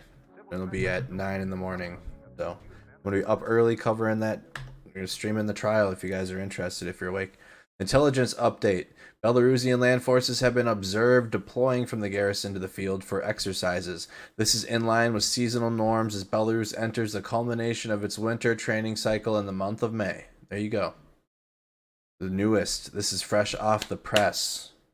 May 5th information. The newest. All right, straight from the United Kingdom. Belarusian land forces have been observed deploying from garrison to the field for exercises. This is in line with seasonal norms as Belarus enters the culmination of its winter training cycle in the month of May. Russia will likely seek to inflate the threat posed to Ukraine by these exercises in order to fix Ukrainian forces in the north, preventing them from being committed to the battle for the Donbass.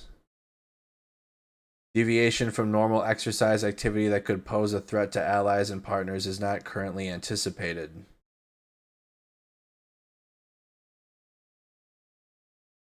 So the United Kingdom certainly doesn't feel that it's anything to worry about. You guys believe that? I mean, the United States was just doing training in Poland. And I say just, but it was 2 months ago now.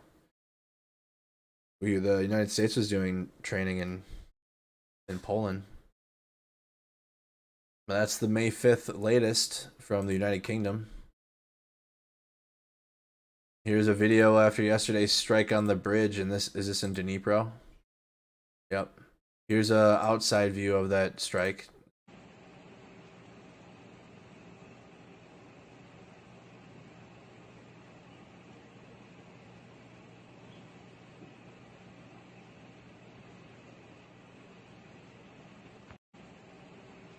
That's the Dnipro Bridge.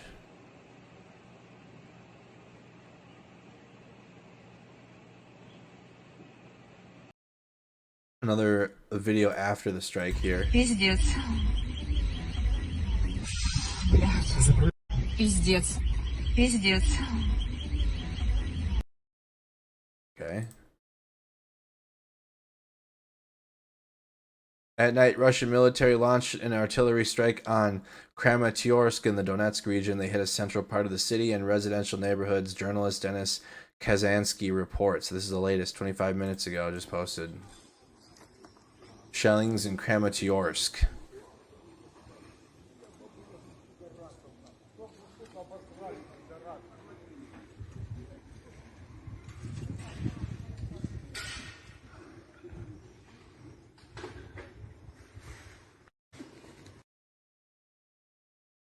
we got siren alerts. Let's refresh the map really quick. This is the latest updates, like right now. It's almost 1 in the morning here. I'm just getting the latest before we check Rob's. Look at that. Look at. So just what we've been watching we've been watching videos for an hour. Because we're at the 3-hour mark, and we started watching videos at the 2-hour mark. So look at now all the blue on the map. That's all air raid sirens. Whole country. This is the latest right now. Just refreshed. Air raid sirens through the whole thing now.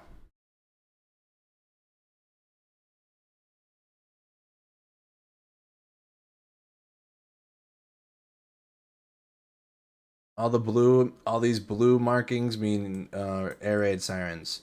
The red markings are from Russia, and the ones with the explosion on them, that's a strike. All right, let's go to Rob's update from Speak the Truth. Rob Turkla. A little bit better. He got his his buddy back. It looks like his buddy's back. His buddy's back with them. All right, here we go. How are you guys doing? Welcome over here to the channel. I'm going to tell you guys right now, we got Tardio back. Hi. He is back. He's been handling a lot of family issues and now are nice, smooth out, and he's now living conditions are now just down the road from me. So you guys get a little bit better. It's getting better. We'll see him a whole bunch more, which is good. We just launched a new podcast. You guys need to go check it out. It's underneath the Speak the Truth thing. It's just called The Rundown. Go check it out. It's going to be 3 days a week all this month. Yeah, and then starting in June, it's going to be 5 days a week. Okay, because he's trying to fix his schedule where he can come on these more and more and more. Same thing with these videos. You'll see him 3 days a week, and then you'll see him 5 days a week, 6 days a week, whatever it is, coming in June. So go check it out. It'll be linked at the very top of the description. You guys can find it on Spotify, Apple. If you guys want to listen to, please go listen to stuff. That's literally the order says, okay, it says right now that you can push into Lviv and secure these targets. So I want to tell you guys, if you've seen any of these, it's being circulated all over it, and I had a little bit of skepticism on it. The general who addressed inside of this order is actually retired. So the guy that gave the order inside this little published order, which they could see, he's retired, by the way, and a lot of people don't know. How long has he been retired? Like a week? I don't even look at it. We do not approve of that order. Retired. but the date looks photoshopped as well. I just want everybody to know the date is also photoshopped. If you guys see this thing going around, it's fake. Okay, just want you guys to know that I believed it to be fake. Okay. You know what it actually probably could be as well, is it probably could be like a military exercise. I thought like it was a training exercise. Yes. Right. Because militaries do that kind of crap all the time. All the time. But it's not real. Okay, so the city of Lviv was also struck by 2 Russian cruise missiles and they targeted electrical stations, by the way. And this is not something we've seen the Russians do multiple times. This is what they do. You know, they just go after electrical grids, food supplies, ammo, fuel. Infrastructure is huge. That's pretty much Infrastructure is huge. If you want to cripple military, economy, whatever the case may be, go after the infrastructure. A country, go after the infrastructure. The strikes also knocked out a power in majority of the city, by the way. This is once again, they're just going after the infrastructure. Half the power inside the city of Lviv is currently out and gone. Ukrainian border guards, by the way, have been building concrete barricades on the bridges that cross the border crossing between Transnistria, which is not a real country, by the way, and Ukraine. Just want everybody to know who's listening. Transnistria, not a real country. It's only seen by Russia to be a real country. It's not. It's like Crimea. It literally is. It's not. It's part. Anyway, this is not. I just want to throw it out there. This was taken a few days ago. It's not the one that was taken out, excuse me, a few days ago by Russian missiles. The Russian missiles have been hitting the bridges leading into Ukraine. This is one that's actually a little bit further south and effectively blocks any ground assault that could be heading into Odessa. Okay, now I do not believe that the Transnistrian forces have the ability to even get an inch. Nobody's going to play with Odessa, man. It's not going to happen. They might want Odessa. Like Russia wants Odessa for obvious reasons, but they ain't getting Odessa. Russia tried to get Odessa. They've had 3 of their ships sunk by a country that does not have a navy. Correct. Can we just let that one sink in? How many amphibious assaults? They were supposed to have the second most powerful navy in the world. They are assaulting a defended position. Like, I'll say it before and I'll say it again. You're going to get your ass handed. You're going to get your booty handed to you every time you would try to assault dug-in positions. I don't care who you are. I don't care what air power you have, what navy you have. You're going to get it handed when you start going into those positions. It's just so goofy when I say that out loud. I think about that. It's like, I could imagine America losing a ship to anybody, but let alone a country that doesn't even have a navy. All right. Anyway, Israel is now actually supposed to be giving and discussing supplying Ukraine with military aid. Now, I did. And the other thing too is, I mean, they're having an issue even getting to Mykolaiv. Talk about Odessa. They keep sending airstrikes there, but they're not even able to take Mykolaiv. Fail over. They haven't even gotten close. See this thing coming when they were starting to say that Hitler had Jewish bloodlines, and now they're trying to put Putin and all this stuff. It's just so goofy. They said they're going to not give them advanced weapons, by the way, or air defense systems. They're off the table. It's just they're going to give them defensive systems, personal combat gear, and warning systems, which we know that they probably have really good warning systems. Yeah. So, I mean, no, Israel 100% has been the forerunner in all this crap because of everything that they're doing when it comes to Palestine. 100%. Like air coverage and everything else. Like they have one Israel. that's a laser now. Yeah. It costs $1. Was it $2.50? $1.50? Do you know this? It's like $1.50 a shot. It's a laser, hits them anyway. Another old depot has been caught fire. Here we go again. Once again, Russian-held territory. I just go, no, this is just outside of Donetsk in the town of, I'm not going to be able to pronounce it. I actually asked him, and I wasn't incorrect. Makvika. Anyway, doesn't really matter. It was hit by a Ukrainian. I can't do it. I try, but it's just outside Severodonetsk, which is a one of the Russian-held areas of Ukraine, essentially. That's been held since what, 2014? Well, it's just north of Luhansk. Okay, so it's been held. I think it's 2014. And so, like right now, they've got like this little circle cup. bubble. Bubble's a better way to put it. It was actually hit by Ukrainian artillery. It detonated two. By the way, I held up 3 fingers, but I meant to say 2 oil containers that had 5,000 tons in them each. There's 11 more containers that are inside this area. I actually have a video I'm going to share with you guys right now. So if you guys are listening on podcast, it's basically just everything's on fire, essentially. The fires actually been geolocated, if you don't know this. They've been geolocated, and I have some images I want to share with you guys, the satellite imagery of the actual tanks, and then you guys can actually see the area they're coming from, but these tanks are all in line, of course. But Russia's been having a significant problem with logistics on getting fuel. So this is a fairly large blow to the eastern side of the country to get fuel in. So Ukraine is doing the same thing that Russia is doing to them. Correct. It's a logistical war, which is kind of ironic in the sense that Russia wants to take over Ukraine, but they're going to destroy Ukraine to take it over and then be forced to rebuild it if they're able to take it over. Right. Look at Mariupol. The logistical issue is the same thing we've been talking about since it's like a if we can't have it, nobody can. The early days of this conflict. Yep. Right? Like Russia's outrunning their supply lines. Ukraine knows that. They let them get in a little bit deep, cut their stuff off, and push them back. It's pretty basic warfare. That's what happened inside of the north. Right. And then all their men were cut off on the northeast side of Kiev, and they could not find a way to get supplies into them. And again, it's just common sense stuff that we've been able to call over time. It's pretty. If you didn't know this, the armed forces of Belarus have now declared a snap combat readiness check. I don't want to laugh about this. But all military reaction forces across the country beginning today. The Belarusian Defense Ministry has actually said that these drills do not pose a threat to neighboring countries or the European community. Yeah, neither did Russia. It was building up on the border for obvious reasons, man. Right? Their exercises. Goofy. So they don't believe it either. But even though I don't know why the United Kingdom would be believing it. This is in line with seasonal norms, they said. Anyway, I've been waiting for this the sovereign nation. Mind your business. I've been waiting for Belarus to actually drive a spearheading element down to the Ukrainian-Polish border to cut off supplies. I've been waiting for this to happen. But I want to tell you right now, the Belarusian military is 100% correct when they say they do not pose a threat to the surrounding countries because they know they would get mopped up if they tried to push in and try to cut off these supply. Like the Ukrainian military would mop the floor with the Belarusian military. Yeah. And the fact is, I don't even know if the Belarusian military would actually follow all the orders from their superior officers. I'm not even fully sure that would be a thing. I'm sure they would try. But I'm sure they would try, but once they step off, it's the same issue Russia had. Once they step off maintaining communication for everything that's going on and then picking up with that fog of war, there's no way. Yeah. There's no way. The Ukrainian State Border Service have actually said that they are ready if Belarus decides to join the war. Belarus has actually begun its large-scale drills today, and then they're supposed to put these drills out for the next couple weeks or whatever it's supposed to be. But anyway, residents have actually spotted the columns of military vehicles moving in the direction of Lithuania and Ukraine. So once again, it's the same thing that we saw Russia do back in November, December, January, leading up into the invasion inside of February.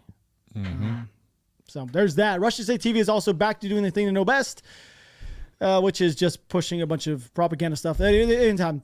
Every time they're on. Literally, It's the most goofy stuff anyway. I wish you would have been here over the last 2 weeks and actually seen the Russian State TV stuff that I keep finding. It's gone from Ukraine is full of Nazis to Ukraine is praising gay people to it's like, why in the world is it this way? I bring that up all the time, man. I'm like, if you want to see like a real country that's like about oppression, look at Russia towards the gay population, the homosexual population. Like they don't like them. I've said it before, and I've been criticized for it. I'm like, if you're gay in Russia and you're walking down the street openly as a gay human being, you're liable to get the crap kicked out of you. Yeah, I can see that. And so like they use that and they play on their population because Russia is also fighting this whole what do you want to call it? Propaganda war within their own country because it's very unfavorable for their people. And so they're trying to find any little avenue they can to start gaining some sort of favor from their people. Well, this time this guy wants to come on, this host. He comes playing on prejudices. He runs over to Mariupol. He picks up an in-law. All right, he wants to just show the superiority that Russia has. But I want to tell you guys right now, imagine they're showing up with an in-law, which is pretty advanced, trying to say that this thing is inferior to an RPG and actually believing it. Like an in-law. I think an in-law costs $40,000 a shot. I think is what it is. One's a direct fire weapon. And one is actually fire and forget. Right. And I don't know if you guys realize this, an RPG, I've had a few shot at me, and so has he. They don't fly straight. Like do circles sometimes. If a fin comes off, they'll shoot this way. They also like self-destruct at a certain like they're issues. They're not reliable. Okay, an in-law locks on the target. You fire the son of a gun and you throw it down and just run away. And it also has the ability for like top attack mode and a couple other things. Bunker busters and everything. Right. Like it has so. This guy wants to. It's just kind of ironic. The video I'm about to show you guys. He goes on there and shows how powerful it is, how superior Russia is. This tube that he's showing is legitimately worthless because it's actually been expended, which means that this thing was actually shot at Russian armor at some point. So, or the Russians realized their RPGs were garbage and captured MLAW and shot the MLAW. That's it. That's a better way to put it. So here's that. Here's Russian Safe TV claiming that whatever. Вот эта игрушечка. Вот она. Хорошо видно? Это британская НЛАУ. Вот тубус от британской НЛАУ. Если у кого-то есть сомнения, то вот написано. He's got the Z on his computer. Вот здесь был прицел. Вот, рукоятка держаться. Вот здесь был прицел. Прицел ребята приходовали. Тынц-тынц, смотришь и работаешь. And we have another Russian state piece, which I actually love, and I know you guys enjoy this, but right now, they're claiming that any opponent to the letter Z must understand that they will not be spared. By the way, letter Z, I've talked about this multiple times. Z is basically the new swastika. Okay. Anyway, they're calling for concentration camps, re-education camps, and sterilization. So enjoy that video. Вот этой буквы Z должны понимать, что если они рассчитывают, что их пощадят, нет, их не пощадят. Нет, это все по-серьезному уже. Это в случае чего концлагеря, перевоспитание, это, так сказать, стерилизация, это все очень серьезно. I gave you a phone call about that a while ago. Yes, and now we're talking about sterilization. This is the same thing that China was doing with the re-education camps of the Uyghur people. Right. This is when I Uyghur, right? Is it Uyghurs? Anyway, sterilization. Right. I want to say it was like over a month ago when I gave you a phone call and was like, hey, I'm getting reports of this. Have you heard about it? And you're like, interesting. No. I haven't, actually. Yeah. And now and that was Russia's taking calling place for it. outside of Mariupol, and now it's actually come to light. Yep. Russia's now banned the Japanese Prime Minister and Foreign Minister from entering the country. This would actually really help with their tensions over the Kuril Islands that's been going on for the last 80 to 90 years. So solid move, Russia. That should pan out really well. And I've seen a few people sharing a video, by the way, which is coming out of Finland. It's supposed to be Finnish military moving equipment towards the Russian border over a pending decision to join NATO. By the way, this is not the factual thing. Hold on, I want to look that up real fast.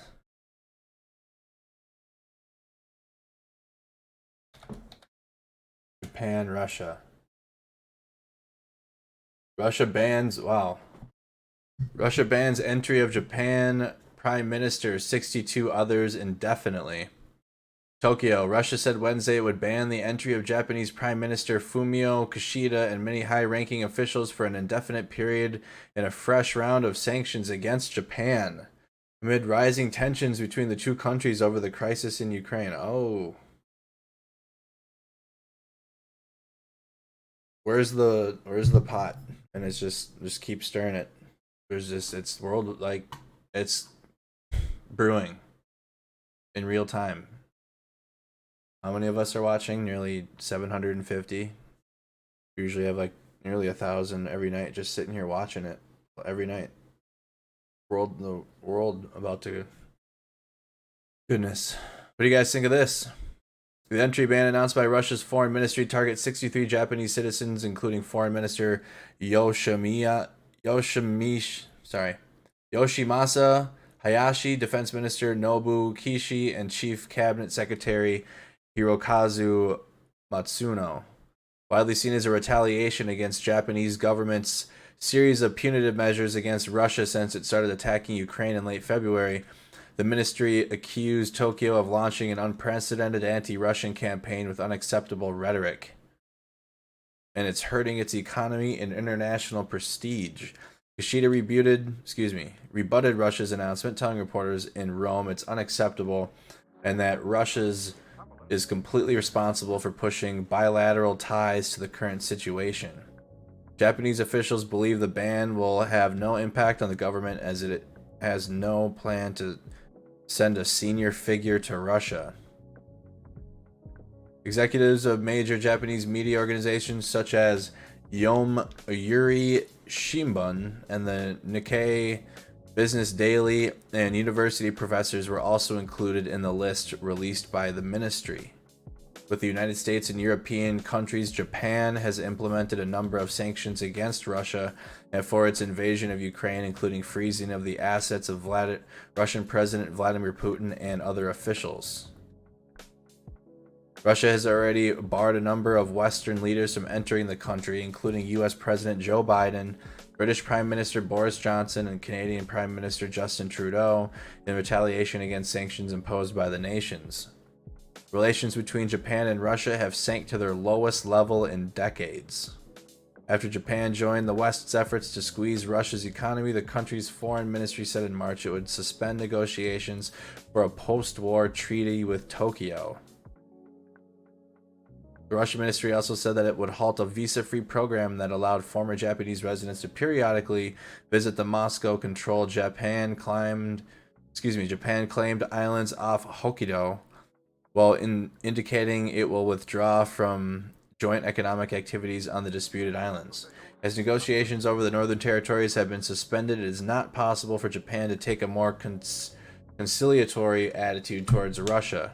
An official at Japan's foreign ministry said in reference to decades-long territorial dispute that has prevented the two countries from concluding a peace treaty. Japan's parliament last month gave the green light to strip Russia of, quote, most favored nation trade status, making it lose benefits such as low tariffs. It also expelled 8 Russians, including diplomats, at the Russian embassy in Tokyo. Russia then said last week it would also expel 8 Japanese diplomats. Brian said, like the stream. Thank you, Coach Brian. So that's what's going on with Japan and Russia. On that, so let's go ahead and play the video of the equipment. I'll tell you guys what it is.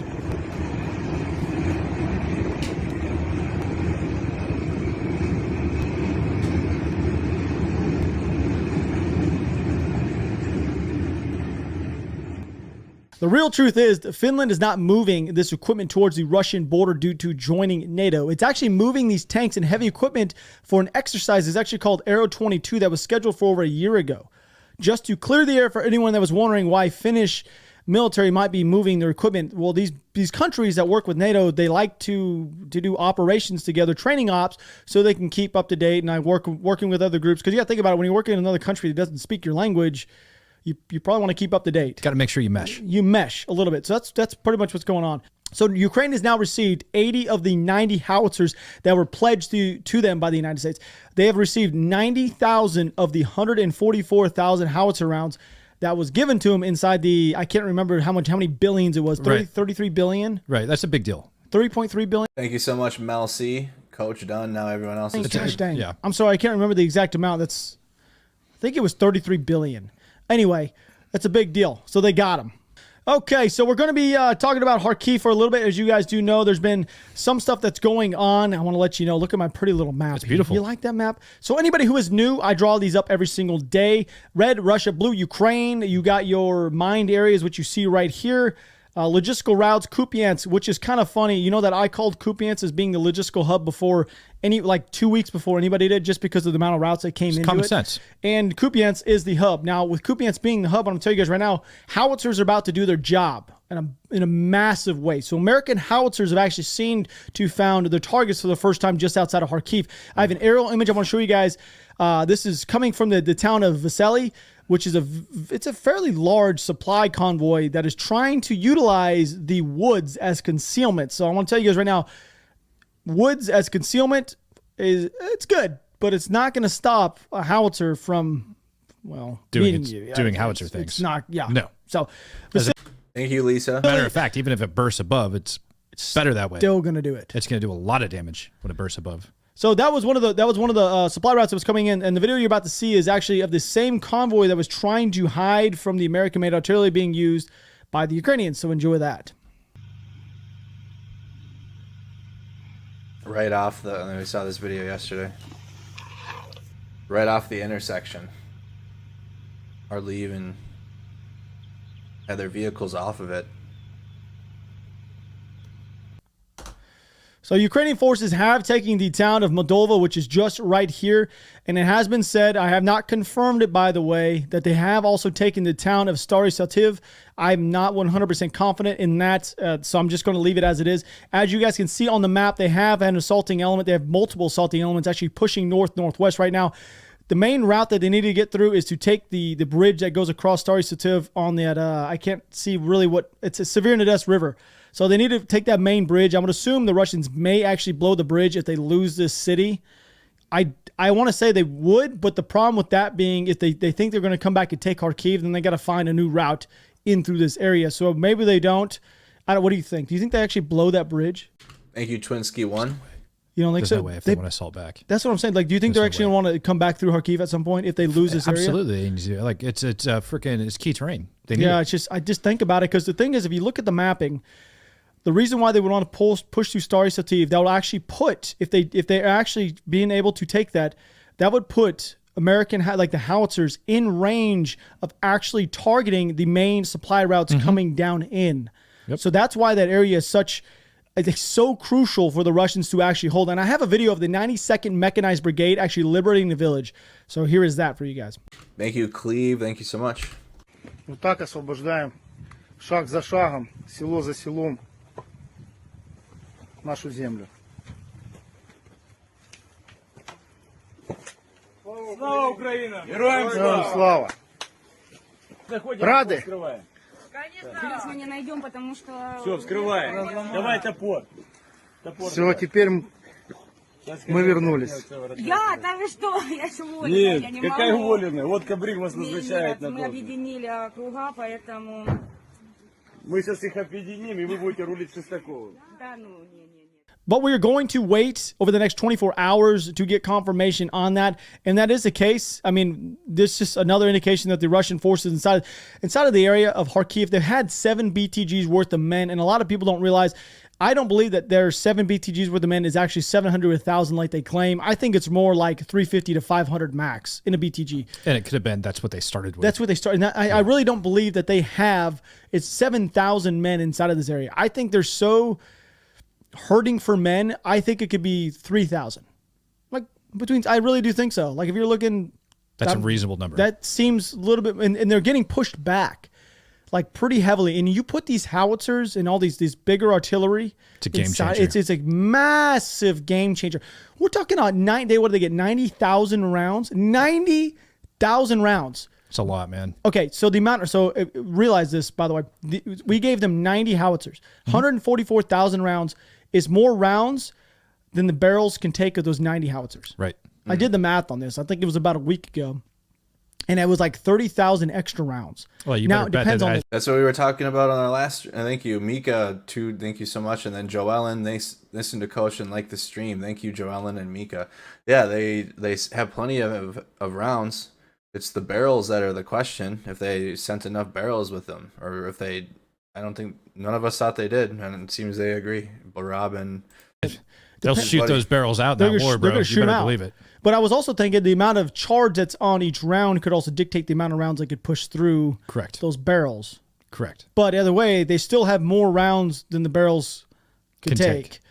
So that's meaning they literally can shoot those things nonstop until the barrels melt. Do we sell them a maintenance package? I don't know if we sold them a maintenance package. These guys barely even knew how to use the damn howitzers when they got them. I'm dead serious, though. They didn't. They Dead didn't know how to serious. use them. We've been training them in Germany. Yeah. You know that we've been literally training all these men in Germany, but now they're bringing them over. So down here inside the Izium area, so you guys are aware, before we move on down to Mariupol, there is a very large, like look how large this assaulting element is that's coming down. Yep. There's a very large, full Russian assaulting element that is now pushing down towards Sloviansk. I'm going to tell you guys right now, Lyman is currently heavily contested as of right now. We know the northern bridge into Lyman was blown, but I have seen indications that they've already set up pontoons, Russian pontoons, to get their men and supplies across. So, but other than that, on the eastern side of the country, there hasn't been a lot of ground lost. I would mainly look forward towards that northern portion of Sloviansk because I can see these two Russian elements closing off and trying to encircle the Ukrainians that are left inside of Lyman. But if the Ukrainians, I will tell you this, they are smart enough and have actually proven themselves in battle that if they are about to be surrounded, they are going to adjust fire and pull back into, well, the next largest city just south of them, which they're probably going to do. Well, we're going to slide down to Mariupol. So we're coming out of the northern side of the country. We're going down to Mariupol, which is just down here. It's a very small sliver that is still being held. The Russian troops have actually reportedly managed to break into the main complex of the Azovstal plant. Heavy fighting is currently going on, and I'm going to tell you guys right now, there's no connection between the Ukrainian fighters and out. And I have been told that they actually did repel the initial attack that came in today. But if you guys were wondering what it looks like on the ground from inside the plant, I have a video I'd like to share with you guys right now.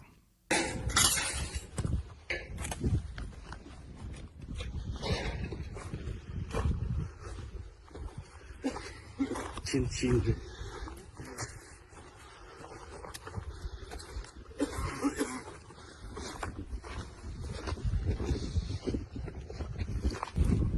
Слушай, ты видел яму там, которая не взорвалась? Видел там вот тупо траншея, которая не взорвалась? Да. Прикольно. All right, so that's pretty much the deal that is going on. There has been a lot of movement. I hope you guys do realize inside of war, there are times when there's a lull in fire, I guess you would say. And I feel like we're not entirely in one, but I feel like there's just not a lot of back. No, we're in one. Yeah, we're in one. People have started to even tune out a little bit. Other news going on, but it's like gonna pick back up. It's kind of like we're in a spot right now. We're just waiting for the east to pick up again, and all those howitzers to arrive. And again, look at the situation in the country. It's just continuing. Shellings are continuing in Kyiv, Odessa to the west. Mariupol's about to be taken completely if it hasn't been already, and the Azovstal steel plant. Like Rob said, there's about a sliver left in the area. All right, you guys. Hey, thank you so much for tuning in. Thank you for choosing independent media as your source for the war in Ukraine. I'm Andy Mercado. Hey, we'll be live again tomorrow morning at 9 a.m. Central Time. I'm going to be streaming the Amber Heard trial if you guys are interested. I'm streaming that at 9 a.m. and then 1 p.m. Central Time. We streamed it today. All right, I did a little bit today. If you missed it, happens really. There she is. Really there's our channel doing it live, right? So if you want to tune in. If not, I'll see you guys again on Saturday. Saturday is our supporter night. So if you don't have the member badge, you're going to have to wait to chat on Monday. But if you want to become a member, that's the day now of the week that I'm making the chat supporter or member only. The stream will still be public. So if you can't become a member right now, you'll still be able to watch. But the chat will be set to member only, and it used to be on Mondays, but I'm moving that to Saturdays now. All right, Tomorrow night I will be live on my gaming channel. You guys can subscribe if you guys are interested in video games. Again, I'm not sponsored, so I just gotta promote the stuff that I do on the side. Oops. Snack Squad Gaming. If you guys are interested, here's the channel. The channel is in the description, or it's on our media channel here. If you guys scroll down, you'll find it. Well, we'll be playing part 2 of Metal Gear Solid 3. We're playing the whole Metal Gear Solid franchise from start to finish, or from the beginning of the timeline to the end. And I'll be streaming this game tomorrow night at 9 p.m. Or, excuse me, what day is it today? Oh no. Oh my god, my days are off. Help. My days are off. It's Thursday. I'm not off until tomorrow. I'll be live with the war tomorrow too. Yeah. I'll be live with the war tomorrow. I'm sorry. It's Thursday today. Oh my goodness, what day is it? My days are getting backwards. I'm sorry. So, still normal schedule. I'll be live with the trial at 9, live with the trial again at 1, and then war coverage again at 9 o'clock. Friday is off, so I'm off on Friday, not whatever. I'm off, y'all. I need to go to bed. Have a good night. Thank you guys so much again for tuning in. See you guys tomorrow at 9 a.m. Have a good night.